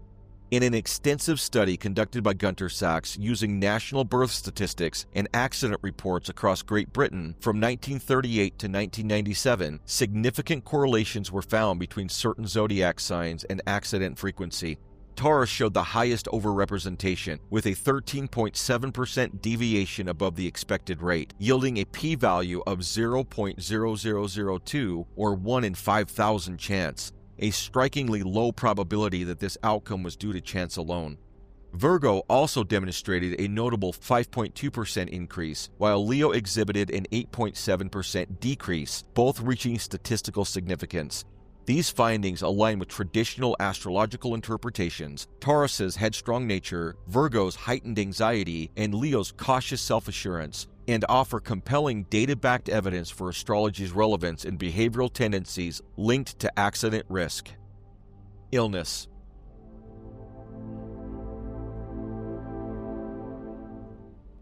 Astrological proof through health patterns. Statistical evidence, Aries and migraines.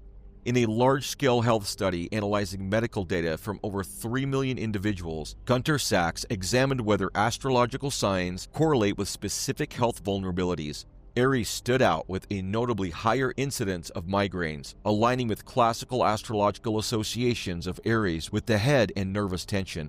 When converting Sachs chi-squared results, we get a p-value of 0.01 or 1 in 100, making the probability of this being a random occurrence extremely low. These results provide quantifiable support for astrology's traditional view that zodiacal signatures can predispose individuals to certain health tendencies. Longevity.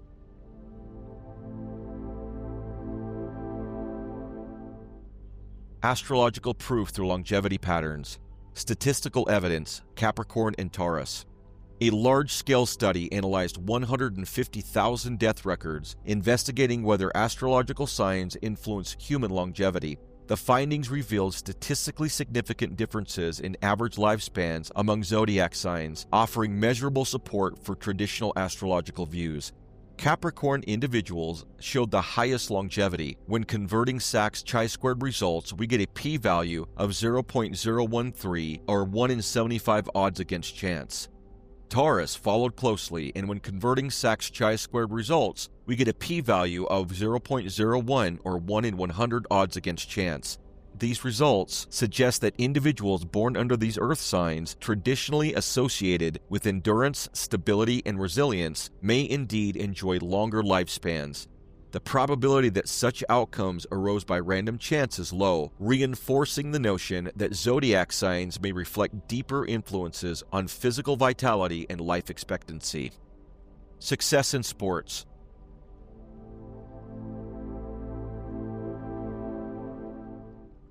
Astrological proof through athletic success. Statistical evidence, Aries and Leo. A comprehensive study analyzing the birth dates of 200,000 top-performing athletes was conducted to test whether astrological signs correlate with success in competitive sports. The findings revealed a statistically significant overrepresentation of Aries and Leo individuals among elite athletes. Aries, traditionally linked with courage, initiative, and physical energy, when converting Sachs chi-squared results, shows a p-value of 0.0067 or a 1 in 150 odds against chance. Leo, often associated with vitality, confidence, and leadership on the field, when converting Sachs chi-squared results, we get a p-value of 0.005 or a 1 in 200 odds against chance. These results reflect a high level of statistical significance and reinforce traditional astrological interpretations. The prominence of fire signs, especially Aries and Leo, in high-performance environments suggests that innate astrological traits may influence athletic drive and achievement.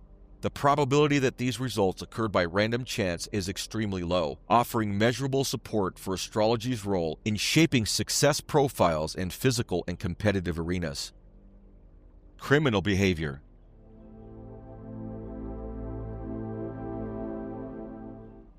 Astrological proof through criminal behavior. Statistical evidence. Theft, fraud, drug use, and other major crimes. A comprehensive study conducted by Gunter Sachs analyzed 325,866 court convictions in Switzerland between 1986 and 1994 to investigate potential correlations between astrological signs and criminal behavior. Focused on the 10 most common offenses, including theft, embezzlement, fraud, drug use, and car theft, the study reduced the dataset to 120 statistically reliable categories, each containing over 900 cases. Sachs chi-squared test revealed a statistically significant correlation between zodiac signs and types of crime committed, with a p-value of 0.00016 or 1 in 625 against odds, strongly rejecting the hypothesis that criminal behavior is evenly distributed across all star signs. Among the 120 examined categories, 23 fields showed significant deviation from chance expectations. The study concluded that these results could not be attributed to random fluctuation, while the reasons behind such correlations remain open to interpretation, whether due to behavioral tendencies, legal system biases, or other sociological factors. The statistical strength of the findings provides compelling support for astrology's relevance in behavioral profiling. Academic contribution.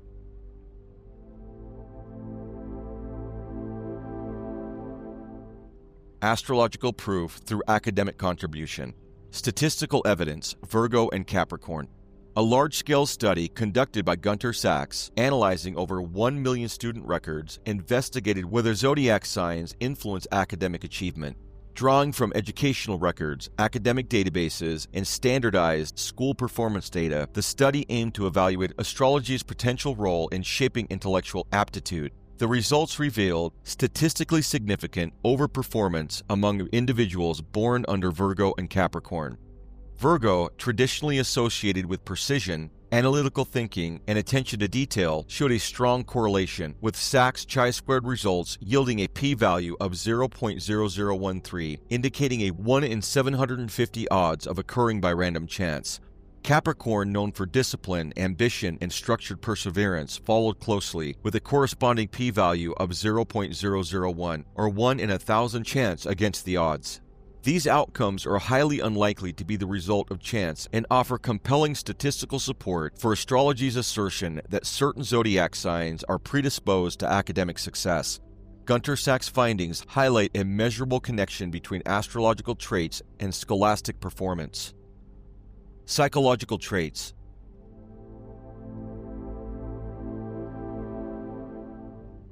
Astrological proof through psychological traits.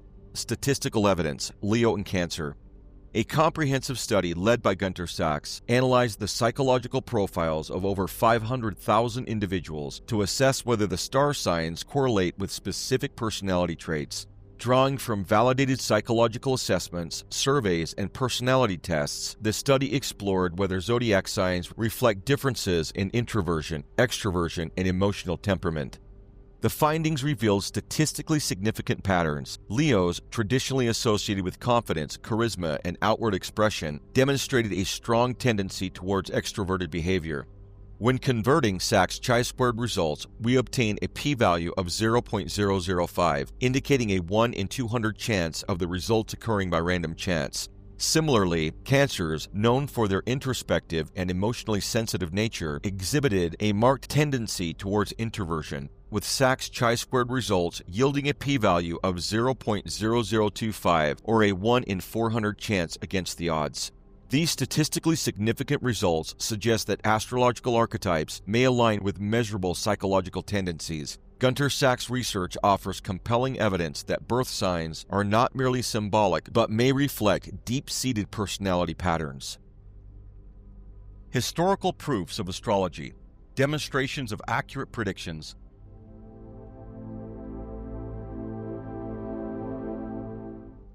Throughout history, astrology has been more than a mystical practice. It has provided astonishingly accurate predictions that have shaped the lives of many. From the prophetic insights of John Dee, who foretold the ascension of Princess Elizabeth, to the life-saving astrological acumen of Thrasyllus under Emperor Tiberius, and the courtroom triumph of Evangeline Adams, whose prediction amazed the skeptic judge, these stories highlight the serious potential of astrology as a science. These historical accounts not only demonstrate the depth of astrological knowledge, but also its profound impact on personal destinies and societal events.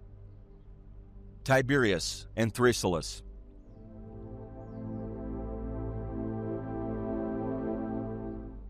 During the time of the Roman Empire, astrology was widely accepted and practiced by people from all walks of life, including the highest level of society. Roman emperors often relied on astrologers to make important decisions, and Emperor Tiberius was no exception.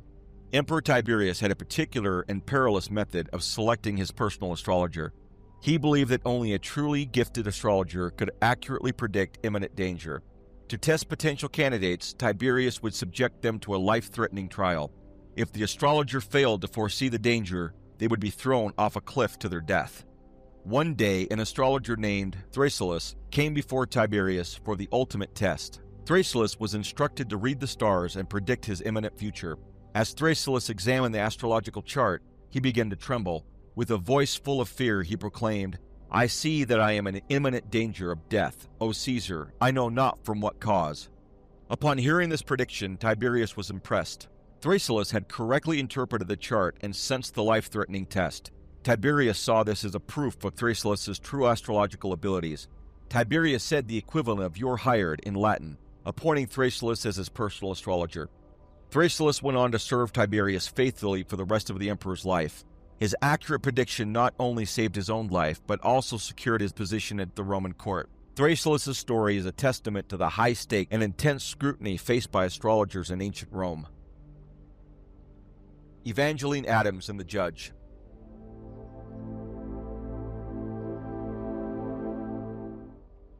Evangeline Adams was a prominent astrologer in the early 20th century America. She played a significant role in popularizing astrology through her accurate predictions and public presence. Her remarkable story involves a pivotal court case that tested the validity of astrology and brought it to the mainstream. In 1914, Evangeline Adams was arrested in New York City and charged with violating an obscure law against fraud by fortune tellers. Rather than paying a trivial fine, Adams insisted on going to court to defend the legitimacy of astrology. During the trial, the prosecutors decided to put Adams to the ultimate test. They handed her the birth chart of an anonymous individual and asked her to interpret it. Adams provided a detailed personality profile based on the chart, predicting that the individual had faced an early death from water. After Adams presented her interpretation, the judge revealed that the horoscope belonged to his own son, who had recently died in a swimming accident. The judge was astonished by the accuracy of her prediction and personality profile. Impressed by Adams' uncanny accuracy, the judge proclaimed from the bench that she had raised astrology to the dignity of an exact science. The case was dismissed and Adams was acquitted. This landmark case significantly boosted her credibility and brought astrology into the public eye as a legitimate practice.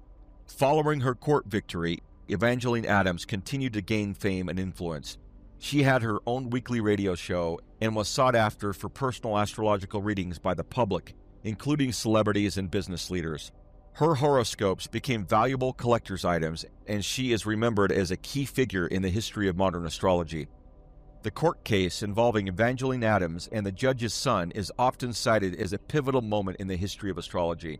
It demonstrated to the public that astrology could provide accurate and insightful predictions, leading to a broader acceptance and interest in the practice. Despite ongoing scientific skepticism, this case remains a significant example of astrology's impact on popular culture and its enduring appeal. Princess Elizabeth and John Dee.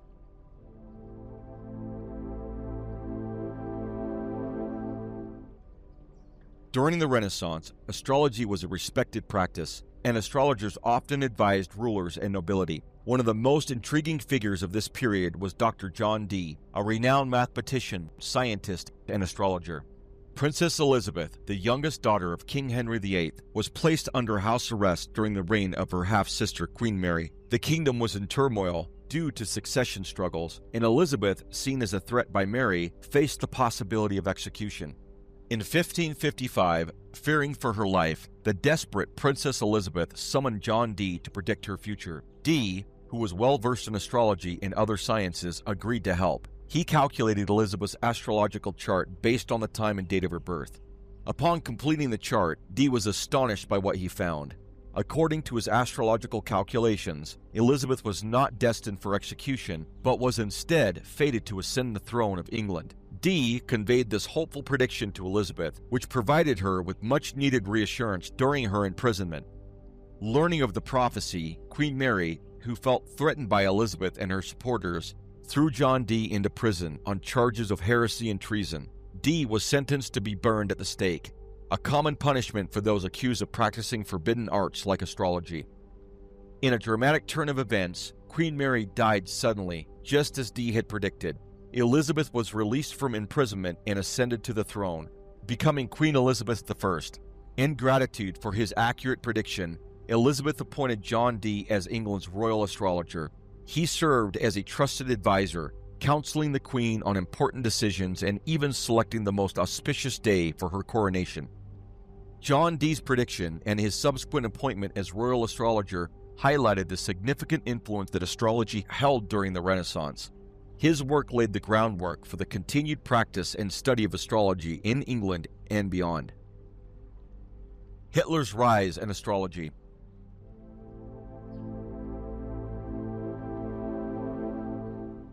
During the early 20th century, astrology was a widely practiced and often controversial subject.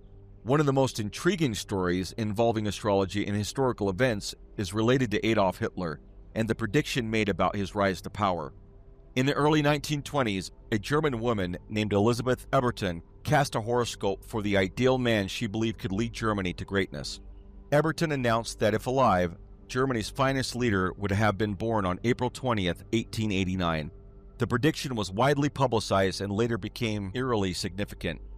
Years later, as the Nazis rose to power, it was discovered that Adolf Hitler, the man who would indeed lead Germany, was born on April 20th, 1889.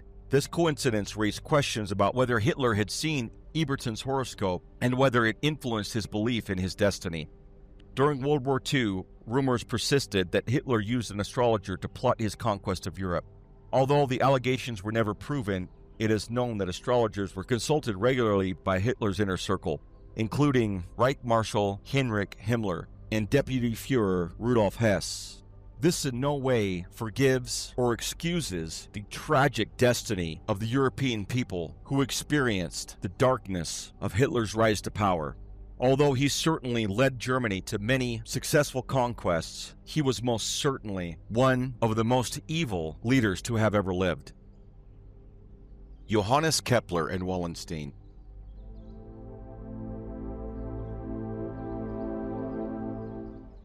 Johannes Kepler's astrological forecast and the fate of Wallenstein. Johannes Kepler, celebrated for his revolutionary contributions to astronomy, also practiced astrology, a respected science in his time. In 1608, while working near Prague, Kepler cast a horoscope for a young Czech nobleman and military officer, Albert von Wallenstein. The chart revealed Wallenstein, a Libra, as strongly influenced by Mars, the fiery planet of war and ambition. Kepler interpreted this as a sign of great restlessness, alertness, and potential for noble achievements. Kepler cautiously predicted that Wallenstein could rise to immense power, but warned that such Mars-driven ambition could bring conflict and volatility. True to the forecast, Wallenstein became the supreme commander of the imperial forces during the 30 Years' War, one of the most powerful military figures in Europe. Wallenstein, deeply influenced by astrology, reportedly consulted the stars before making key decisions. In 1632, shortly before a major campaign, he was warned by another astrologer of dire omens in the heavens. Despite having superior forces, he suffered a surprising defeat, which eroded his authority. The instability foretold in his natal chart began to unfold with unnerving accuracy. By 1634, political intrigue and betrayal culminated in his assassination by his own officers, men who had once followed him into countless victories. Kepler's reading, made decades earlier, had illuminated the volatile mix of greatness and danger encoded in Wallenstein's character, and the arc of his life unfolded in obvious alignment with that vision. Carl Jung's astrological study on married couples.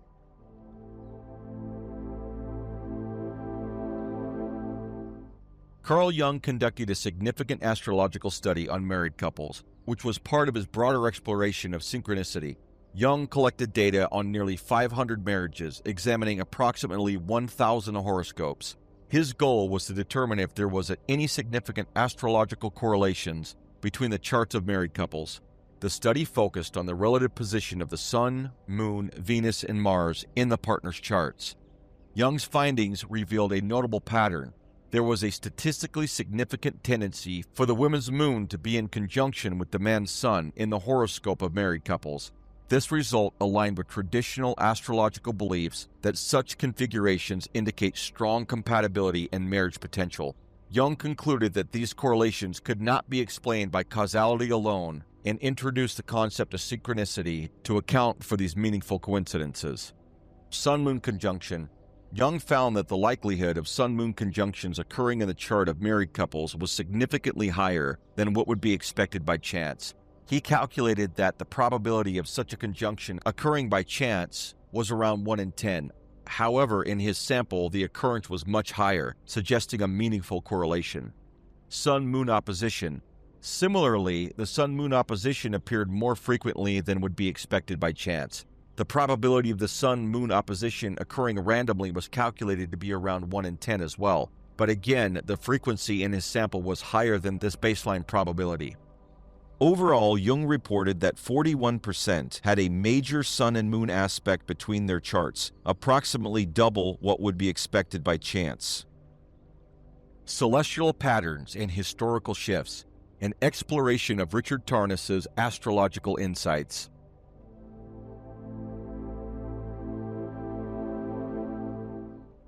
Richard Tarnas, a prominent scholar in the field of astrology, has made several notable contributions to our understanding of astrological transits and their historical significance.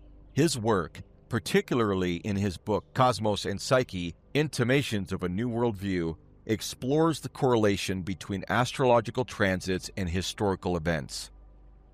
Here are some key findings from Tarnas's research. Number 1. Saturn-Pluto conjunction.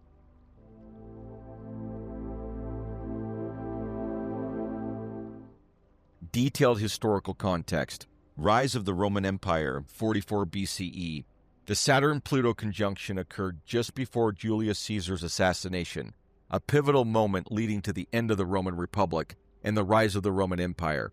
This period was marked by intense political strife and transformation. French Revolution, 1789 to 1790. The conjunction of Saturn and Pluto around 1789 coincided with the French Revolution, a time characterized by radical changes, the fall of the monarchy, and the establishment of the republic. The conjunction highlighted a period of crisis and intense social upheaval. Rise of totalitarian regimes, 1930s to 1940s. The conjunction in the early 20th century, e.g. 1931 to 1932, correlates with the rise of fascist regimes in Europe and significant geopolitical upheavals leading to World War II. The conjunction reflects periods of intense struggle and transformation. Themes and interpretation. Power and authority. Saturn represents structures, authority, and limitations, while Pluto signifies deep, often hidden forces and transformation. Their conjunction suggests a time of intense reconfiguration of power structures. Crisis and renewal. The alignment often signifies a period where old systems are dismantled or severely tested, leading to the potential for new systems to emerge. Number 2. Uranus-Pluto square.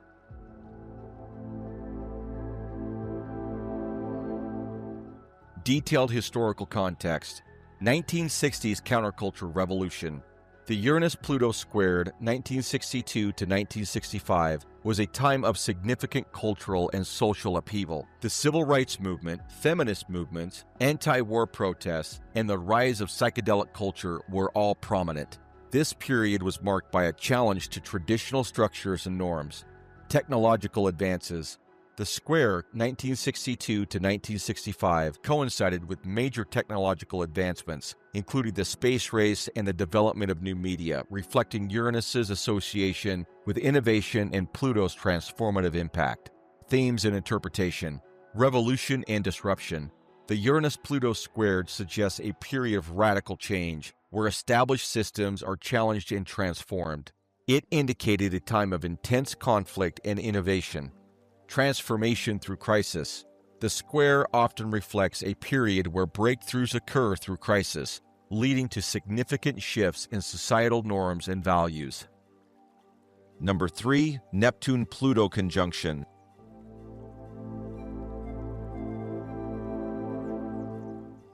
Detailed historical context.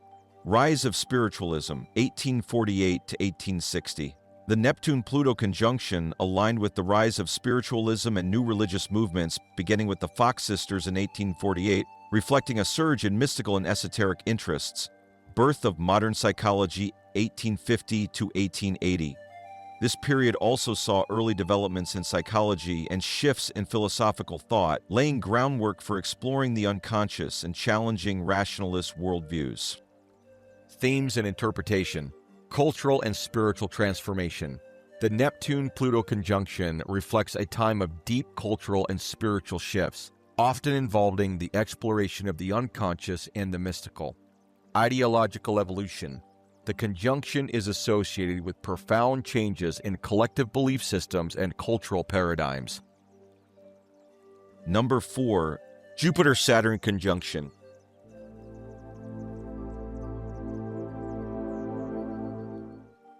U.S. Civil War and political upheaval, 1861. Detailed historical context. In 1861, Jupiter-Saturn conjunction aligned with the election of Abraham Lincoln and the outbreak of the U.S. Civil War. This marked a deep rupture in the American political and social fabric as the nation fractured over slavery and state rights. The war ultimately abolished slavery and expanded federal power, ushering in a new phase of American identity and governance. Themes and interpretation. Epochal shift. The conjunction mirrored the end of one national paradigm and the beginning of another. Moral and structural reckoning. It represented the realignment of American ideals and institutions. Number 5. Uranus-Pluto conjunction.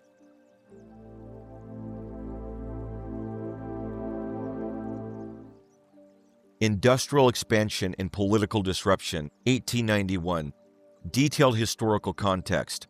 In 1891, Uranus-Pluto conjunction coincided with the crest of the Second Industrial Revolution. Technological breakthroughs like electricity, railroads, and telecommunications were reshaping daily life and global commerce. However, this era of expansion was accompanied by massive socioeconomic upheaval, widening inequality, poor labor conditions, and rapid urbanization fueled anarchist uprising and social movements across Europe and the Americas. Bombings, strikes, and protests surged, revealing the unstable foundations of unchecked industrial growth.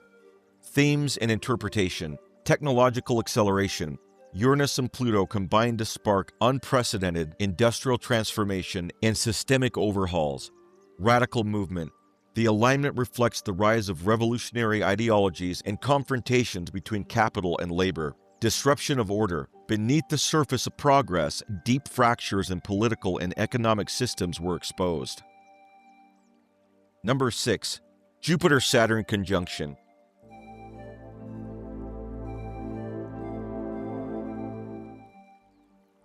Transition and realignment, 1901 and 1921. Detailed historical context. In 1901, conjunction occurred amid President McKinley's assassination, which brought Theodore Roosevelt into office. His administration catalyzed the progressive era, characterized by trust-busting, conservation, and regulatory reform. 2 decades later, in 1921, conjunction followed the end of World War I, ushering in the Roaring Twenties. This was a period of cultural dynamism, jazz, consumerism, and temporary prosperity, but also concealed growing economic instability. Themes and interpretation. Leadership transition. Both conjunctions marked a shift in national direction and leadership, cultural and economic reconfiguration. Each period redefined the relationship between government, industry, and the public. World War and global restructuring, 1940. Detailed historical context. The 1940 conjunction coincided with World War II's escalation and President Franklin D. Roosevelt's third-term election. As totalitarian regimes expanded in Europe and Asia, the U.S. began transitioning into a global power. Post-war, it would lead the creation of new international institutions and economic systems. Themes and interpretation. Global realignment. The conjunction symbolized a turning point in world leadership and ideological battle. Institutional foundations. This was the groundwork for the UN, Bretton Woods, and the post-war world order. Neo-libertarianism and conservative ascendancy. Detailed historical context. In 1981, the Jupiter-Saturn conjunction accompanied Ronald Reagan's inauguration and survival of an assassination attempt. His administration, along with Margaret Thatcher's in the UK, ushered in a neoliberal era defined by deregulation, market-driven policies, and reduced social spending, shaping global economics for decades. Themes and interpretation. Economic shift. The conjunction marked the onset of a new global financial philosophy. Ideological polarization. Power structures shifted towards privatization and globalization. Digital collapse and pre-9/11 tension, 2000. Detailed historical context. The 2000 conjunction coincided with the bursting of the dot-com bubble and the onset of economic uncertainty. While the world embraced the digital age, the period saw rising global tension, culminating in the September 11 attacks shortly thereafter. This marked a pivotal moment of technological transition shadowed by emerging global insecurity. Themes and interpretation. Digital epoch begins. A new era of technology and communication systems emerged. Anxiety and instability. The conjunction underscored hidden vulnerabilities in a rapidly globalizing world. Number 7. Saturn-Pluto conjunction.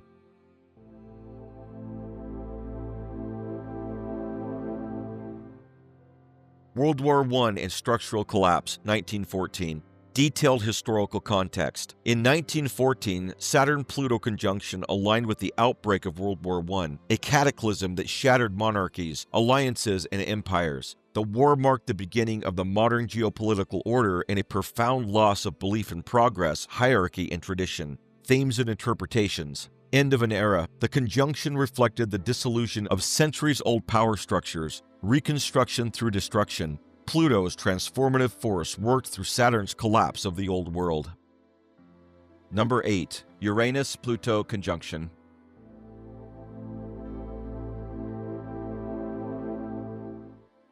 Counterculture and consciousness expansion, 1962. Detailed historical context. The 1962 Uranus-Pluto conjunction launched a wave of deep societal transformation. Civil rights movements gained strength. Opposition to the Vietnam War galvanized a generation, and alternative spiritualities, psychedelics, and ecological awareness expanded. The era marked a profound opening of consciousness and challenge to the status quo.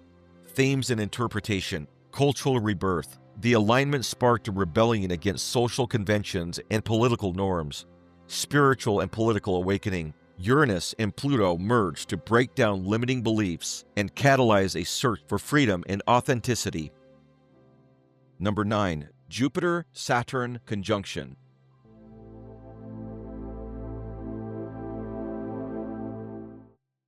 Detailed historical context. Economic and political cycles. The great conjunctions of Jupiter and Saturn, approximately every 20 years, are often associated with shifts in economic and political paradigms. For instance, the conjunctions around 1800, 1840, 1860, and 2000 are linked to significant economic and geopolitical changes.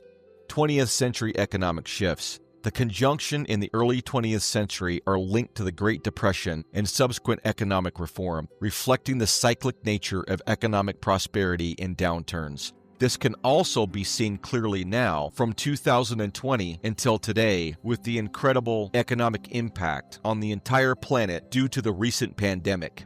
Themes and interpretation. New epochs. The conjunctions often signify the beginning of new historical epochs or phases in societal development. Economic and political shifts. These alignments can be linked to major economic cycles and shifts in political power, reflecting broader societal transformations.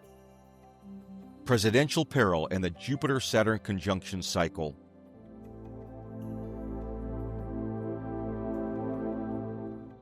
Throughout U.S. history, Jupiter-Saturn conjunctions have coincided with moments of presidential peril, ranging from the assassination attempts to significant threats or deaths in office. The following table highlights these correlations, inviting deeper inquiry into the possible symbolic or cyclic influences at play. Jupiter-Saturn conjunctions as a harbinger of presidential peril. Conjunction year, 1842. President, William Henry Harrison. Misfortune, died in office, 1841. Conjunction year, 1861. President, Abraham Lincoln. Misfortune, assassinated, 1865. Conjunction year, 1881. President, James A. Garfield. Misfortune, assassinated, 1881. Conjunction year, 1901. President, William McKinley. Misfortune, died in office, 1901. Conjunction year, 1921. President, Warren G. Harding. Misfortune, died in office, 1923. Conjunction year, 1941. President, Franklin D. Roosevelt. Misfortune, died in office, 1945. Conjunction year, 1961. President, John F. Kennedy. Misfortune, assassinated, 1963. Conjunction year, 1981. President, Ronald Reagan. Misfortune, survived assassination attempt, 1981. Conjunction year, 2000. President George W. Bush. Misfortune, nearly choked to death on a pretzel, 2002. Taken from A Scheme of Heaven by Alexander Boxer. The Story of the Star of Bethlehem.